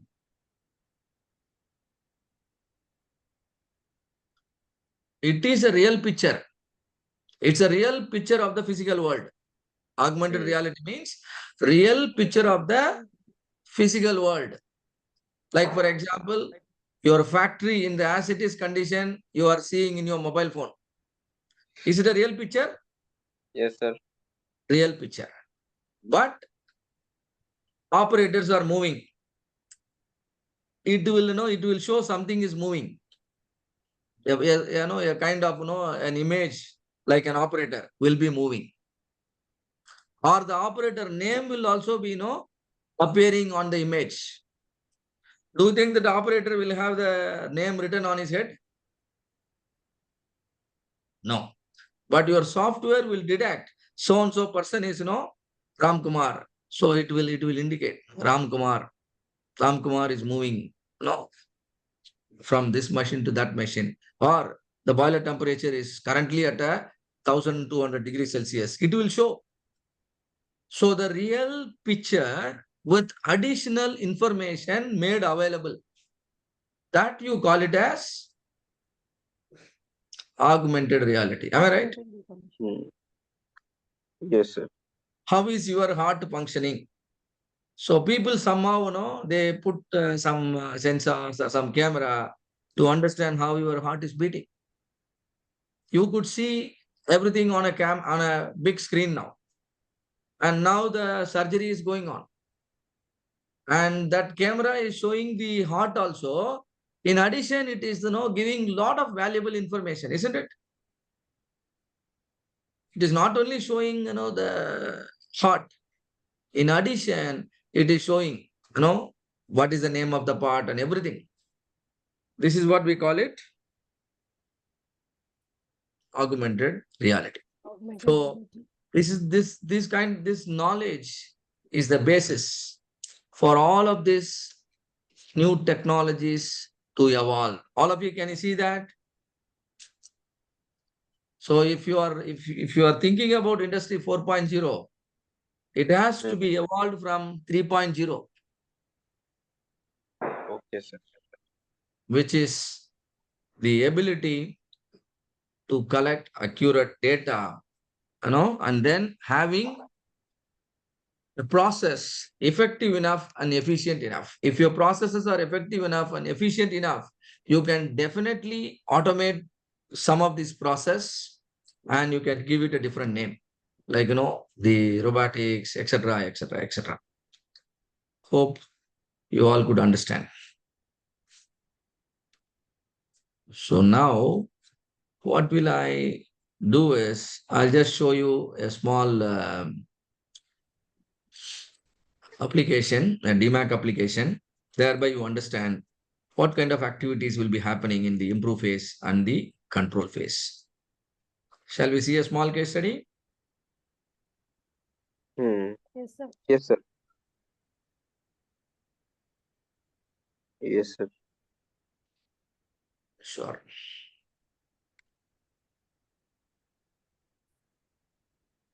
So hereafter, please don't worry about the product or service, because ultimately our actions depends on the data only.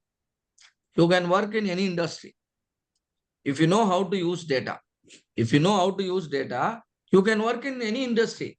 People who are today working in manufacturing industry, if you get an opportunity to work in a service industry, then no, in the future, you can immediately accept the offer. Isn't it? It's possible. So now this particular case study, from the picture, you can understand it is a manufacturing industry. It is a manufacturing industry. The process they follow is pressure die casting. Pressure die casting. They melt metal and then they inject the metal at a high pressure into a die, and then inside the die it will cool, and then they'll open the die, take out the casting, and your product is ready. So in such an industry, The problem is rejection. The problem is rejection. See here some important portions of the important elements of the project charter I am highlighting here. Can you see a business case? What is the importance of the business case here? Tell me. Financial benefit, 18 lakhs. This is what is, important to your project sponsor. Your business case should be impressive. It will be impressive only if you highlight the financial benefit. All of you agree? Yes, sir. Yeah, very, very important. When I say financial benefit, we call it as Z variable. Am I right? Yes. According to our discussion, this is Z. Now, problem statement. Problem statement should talk about why. It can either be CTQ or CTB. Here in this case, what is the CTQ or CTB? Rejection rate. You should be able to communicate the pain. You should be able to communicate the pain. When I say rejection rate, people immediately catch the point. Am I right? Yes or no? Yes, sir. And then scope statement. Scope statement should help your sponsor to understand the boundary. In which factory you want to do the project, and in which department, and in which product, and what kind of failure you are addressing, or what kind of defect opportunity, or what kind of defect. Can you see all this information here? The product, the kind of defect, and what is out of scope, that is also highlighted. So the purpose of scope statement is to show the boundary. And goal should be SMART. What is the meaning of SMART? S means sleep. Specific, Specific, measurable, Measurable, accurate, relevant, and time bound. that is very good. Specific, measurable, achievable, relevant, time bounded. See here, timeline is also given within 4 months. We are going to reduce the rejection from 15.5 to 7.75. Then the project leader, finance controller, project sponsor, all of them will be signing. So this is how the, what do you call? The project charter will look like. Okay. So we just move on. Then we move on to the measure phase. Now problem understanding. For problem understanding, you can give your best. See here, photographs are added so that the project team comes to a solid understanding. Do you think this is important?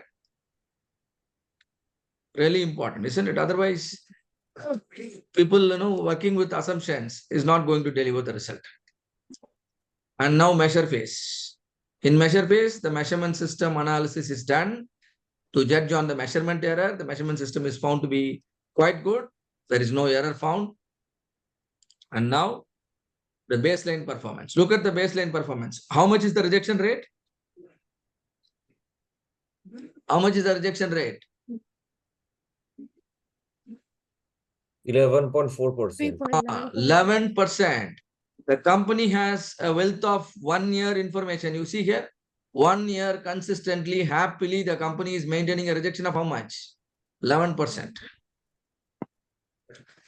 But in your project, you also collected data for 1 month or 1.5 months. Can you see that here? From March to February to March.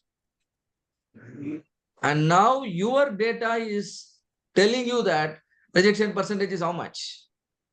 15. Now, which one you will consider as baseline? 15% or 11%? Tell me. 15%, sir. Shall we use the past data or shall we use the recently collected data? 15%. Recent data. Recent data. Because we have taken enough care to collect that data and that we can rely on that. So 15%. The problem is now redefined. Problem is now redefined. And for the rejection rate, it's converted into DPMO. You can see here.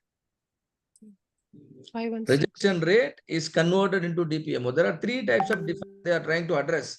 So defect opportunities are three. They observed 6,700 pieces. They noted 1,048 defects. So they converted that into DPMO. So your baseline DPMO is how much? 51,000. Now analysis phase. Fishbone diagram for each of the defect. Can you see here? For every defect type, separate analysis is conducted, and all these factors written here are possible X factor. Similar to the impact control matrix, here we have a cause and effect matrix.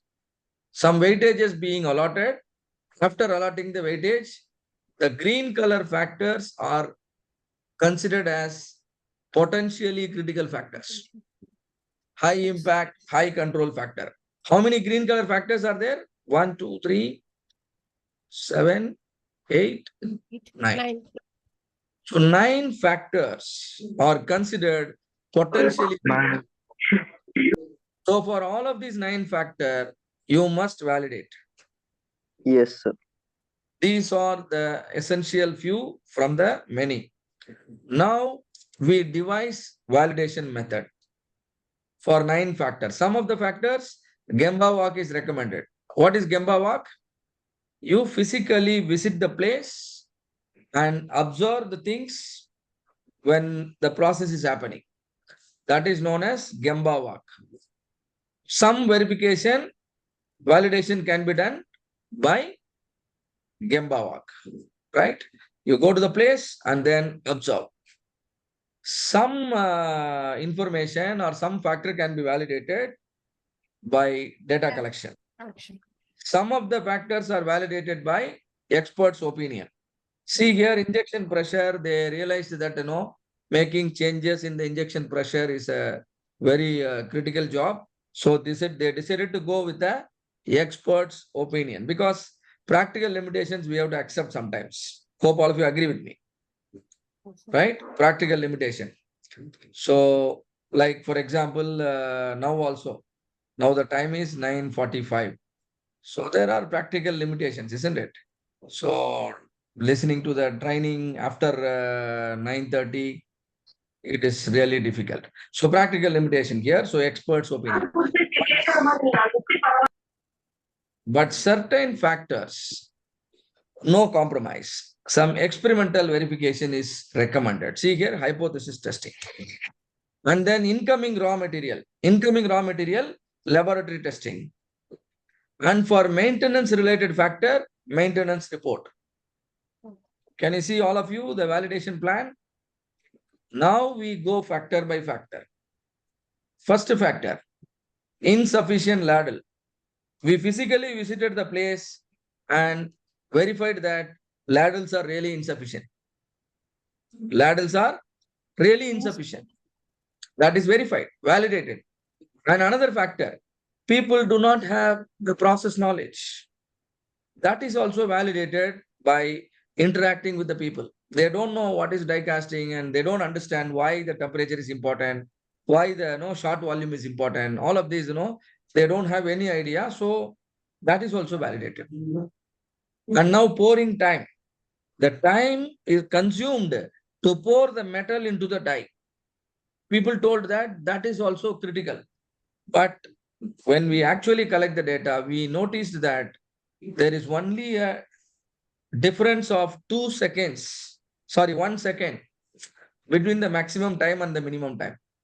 So that means there is not much difference. The pouring time is uniform. So it's not significant.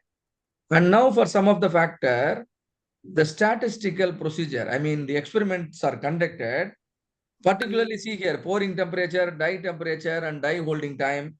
These are certain X factors, and the statistical study revealed that all the factors are consistent. How do we know that all the factors are significant? All the factors are critical. Look at statistics. This is known as p-value. Whenever the p-value is 0.05 or below, then the factor is critical. So what is this p-value? You will be learning in the advanced module. And then see here, look at the data collection. In order to perform that particular experimental study, which is known as ANOVA, near about 27 experiments are conducted. After 27 experiment, what is our conclusion? All the three factors are critical. That means action is required. And now incoming raw material testing. The incoming raw material is tested in a third-party laboratory. You see here, laboratory value is here, and the requirement is here. And now what is this report is telling? There is no problem. That means factor is insignificant. Now final validation result. Out of the 9 factor, 1, 2, 3 factors are considered insignificant. But how many factors are significant, or how many factors are really critical? 6. Now for each of the factor, action is required. Now we move on to improve phase. What is the tool used here? YY analysis. Tool used is YY analysis. Why people are going for insufficient short volume? Why are they going? Because they are pouring with assumption. Why are they assuming? Because they are using, different ladles. Why are they using different ladles? There is a shortage of ladle. Why there is a shortage of ladle? There are no extra ladles provided. Now, what will be the solution for this problem? Extra levels. We must provide it. So this is the power of YY analysis. Sometimes solution will become obvious if you perform YY analysis, right? So almost the root cause as well as the solution is understood. In this manner, YY analysis is performed for all these significant factor and improvements are suggested. This is a kind of brainstorming you see here. But while recommending the solution, again, a recommendation has come to go for some experiment because certain factors are measurable characteristics, particularly the temperature, and the holding time and etc. And for maintenance, the project team has suggested to go for CLIT maintenance procedure. Cleaning, lubrication, inspection, and tightening should be part and parcel of the daily work. So something like that. And now for the DOE, see here, solutions are implemented. Extra ladle provided, process knowledge being imparted to even the operator, and preheating provision is provided, and CLIT maintenance record document is created. I mean, this has become a part of your daily work. And again, to optimize these 3 factors, X1, X2, X3, pouring temperature, die holding time, and die temperature, they have decided to perform a separate study, which we call it as design of experiments. After performing the design of experiments, we realized the rejections are coming down. Rejections are low when the pouring temperature is 800. Can you see here in the graph? Rejection is less than 8% when the pouring temperature is 800. When pouring temperature is 850, rejection is increasing. Similarly, die holding time. When the die holding time is 12, rejection has gone below 7%. But when die holding time is 16, rejection has increased. Similarly, die temperature, when it is 195, rejection is low. So this has given us some clue. So these are the optimal combination. Pouring temperature 800, die holding time 12 seconds, and then die temperature should be 195 degrees Celsius or something. So those values are considered the optimal, and the process is restructured. And now after all these suggested improvements, again data is collected. See here, near about 12 times some study is conducted, and after 12 particular batch of production, the rejection rate has reduced to how much it is? 4.4%. 4.47. Originally 50%, now it is 4.5%. So what you call the rejection has come down. And now there is a control plan. There is a control plan. Now, what should we do so that the same problem cannot come again? So the team has decided to monitor the rejection percentage. They want the rejection percentage to be within certain limit, and then the training has been become their regular activity, and then similarly the maintenance has become a regular activity, and monitoring of some of the critical factors has also become a regular activity. So this is known as the control plan suggestion, and now the improvement achieved is documented. So sigma level improved, rejection rate has decreased, leading to a saving of 12.7 lakhs. And similarly, another 5 lakhs they are able to save because of the increase in the production rate and other things, with the overall saving of nearly 18.27 lakhs. So that's it. So this is how the flow will be. But again, in the improve and control phase, the steps will be much easier, because if you have defined it properly, measured it properly, and also analyzed it properly, then developing a solution will be very, very simpler and easier. All that required is structured thinking and teamwork. And again, we'll be using tools similar to the brainstorming and other things. And similarly, the control phase, control plan and control chart will be very, very important tools. So all those things you will be you have to deepen your understanding so that you can execute any project using this Dmaic methodology. So this completes our training for the yellow bells, and now we have few more minutes. May I request all of you to come on video, and if there are questions you can ask, or any feedback you would like to say, or some of you have upgraded to the green belt, you can let me know on that. And then we can probably in another 5-10 minutes, we can wind up. So tell me, have you learned something here as part of this yellow belt training program? Yes, sir. Yes, sir, definitely. Yes, sir. Maybe a few of you can share your experience. Definitely. Yeah. Just wanted to say thank you for the sharing the and extending the support towards you learning the Six Sigma. That will really help us to enhance our knowledge and experience towards the new world and the new methodology. Very good, very good. Sure. I strongly recommend all of you to upgrade your understanding. This is only a beginning. This is just a beginning. You really have to deep dive, particularly in the statistical tools, statistical aspect. Because when it comes to data, unless and until you know how to analyze the data, then no further proceeding will be difficult. You may have to rely on the separate analyst for that. So it's not that much difficult. Statistics, but people always say that the statistics is very difficult to learn, but actually not.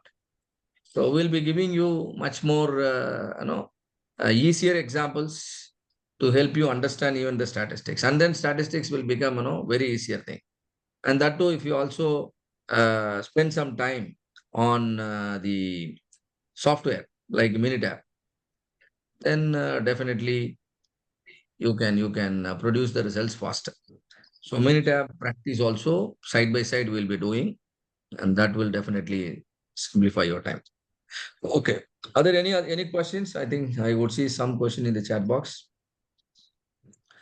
What should be the limit of human error doing any measurement? Yeah, what is our understanding? Measurement error should be lesser than 10%, including human error. Including human error, including instrument error, including environment error, everything put together. Finally, it should be lesser than 10%. Less than 10%. Yes, answer is already given in the course. But it doesn't mean that you can always have 10%. No. Isn't it? You try to minimize the error. If you keep it lesser than 1%, that's great. But rule AIAG is the body, automotive industry action group, which devised all these guidelines. Measurement error should be lesser than 10%. All right. Anybody would like to say something? I think some link has been posted, right? If all of you could spend this 1 minute right now to write, to give your rating. I have seen a few of you have given the rating already, 5-star rating, and then a few lines would be highly appreciated. If you could write 2 lines about your learning experience so that people, can come to know about the kind of learning they will get from our platform. Unless and until, the learners share, people will not believe, because we can always say we are great. But if you say, then the value is different. So I suggest you all to spend a minute and write a review. All of you, do you have a link? For your convenience, I'm posting it here in the chat box. Sir, what will be the exam timings? Exam coming Saturday. Coming Saturday. Timing 4 p.m. 4 o'clock you will get the link, and within that day you can complete any time. It is just 25 questions. You have to score 60%.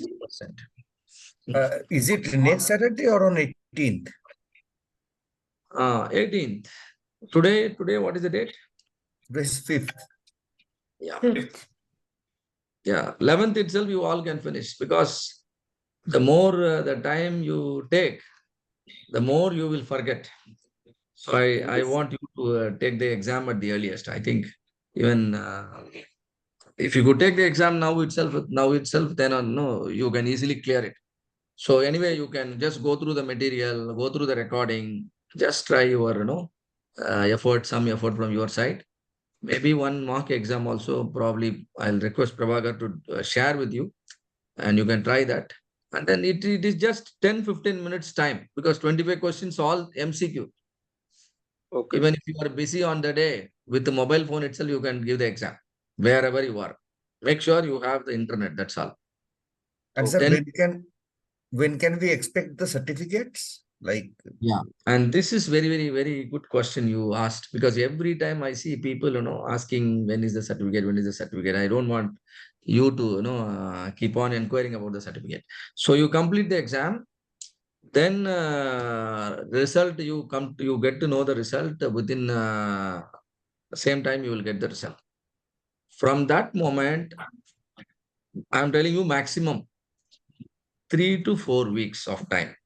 3 to 4 weeks of time, because the certificate is, the procedure is the government procedure, there are, certain things needs to be followed. All of you have to complete your documentation. Even if one of you, take more time, then what will happen? The whole batch will be kept pending. Okay, sir. Last candidate, once he clears his, all the documents, photo and everything, then it will be processed. And normally it takes 3 weeks for us. So 3 to 4 weeks maximum. Then the certificates will be received. Immediately the soft copy will be shared with all of you. Okay. Immediately soft copy will be shared. And subsequent to that, within another couple of days, the hot copy will be dispatched.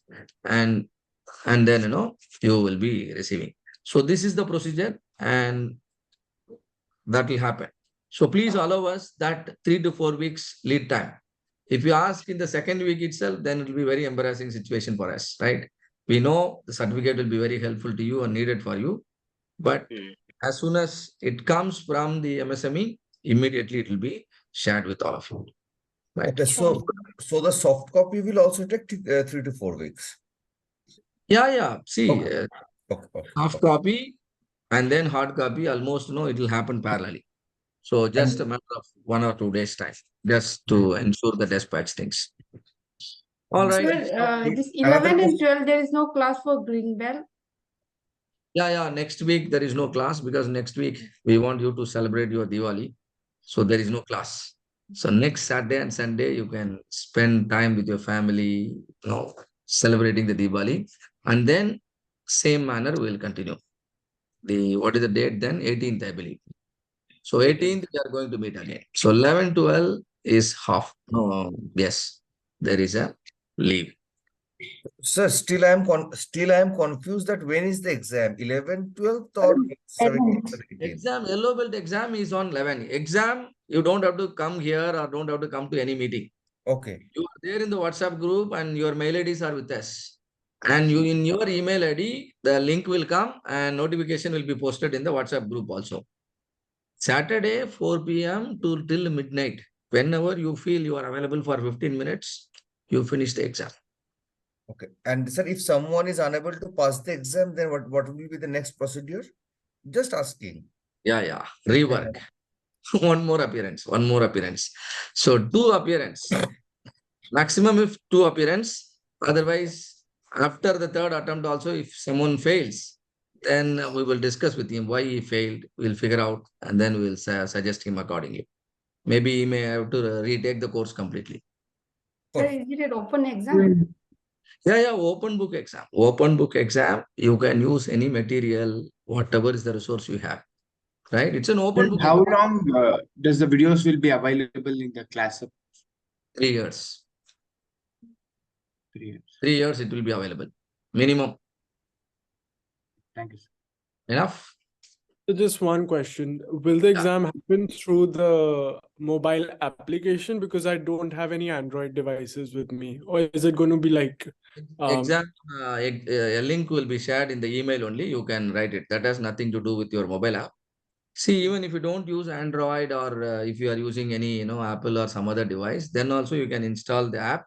There are certain procedure you need to follow so that you completely understand our, way of learning system.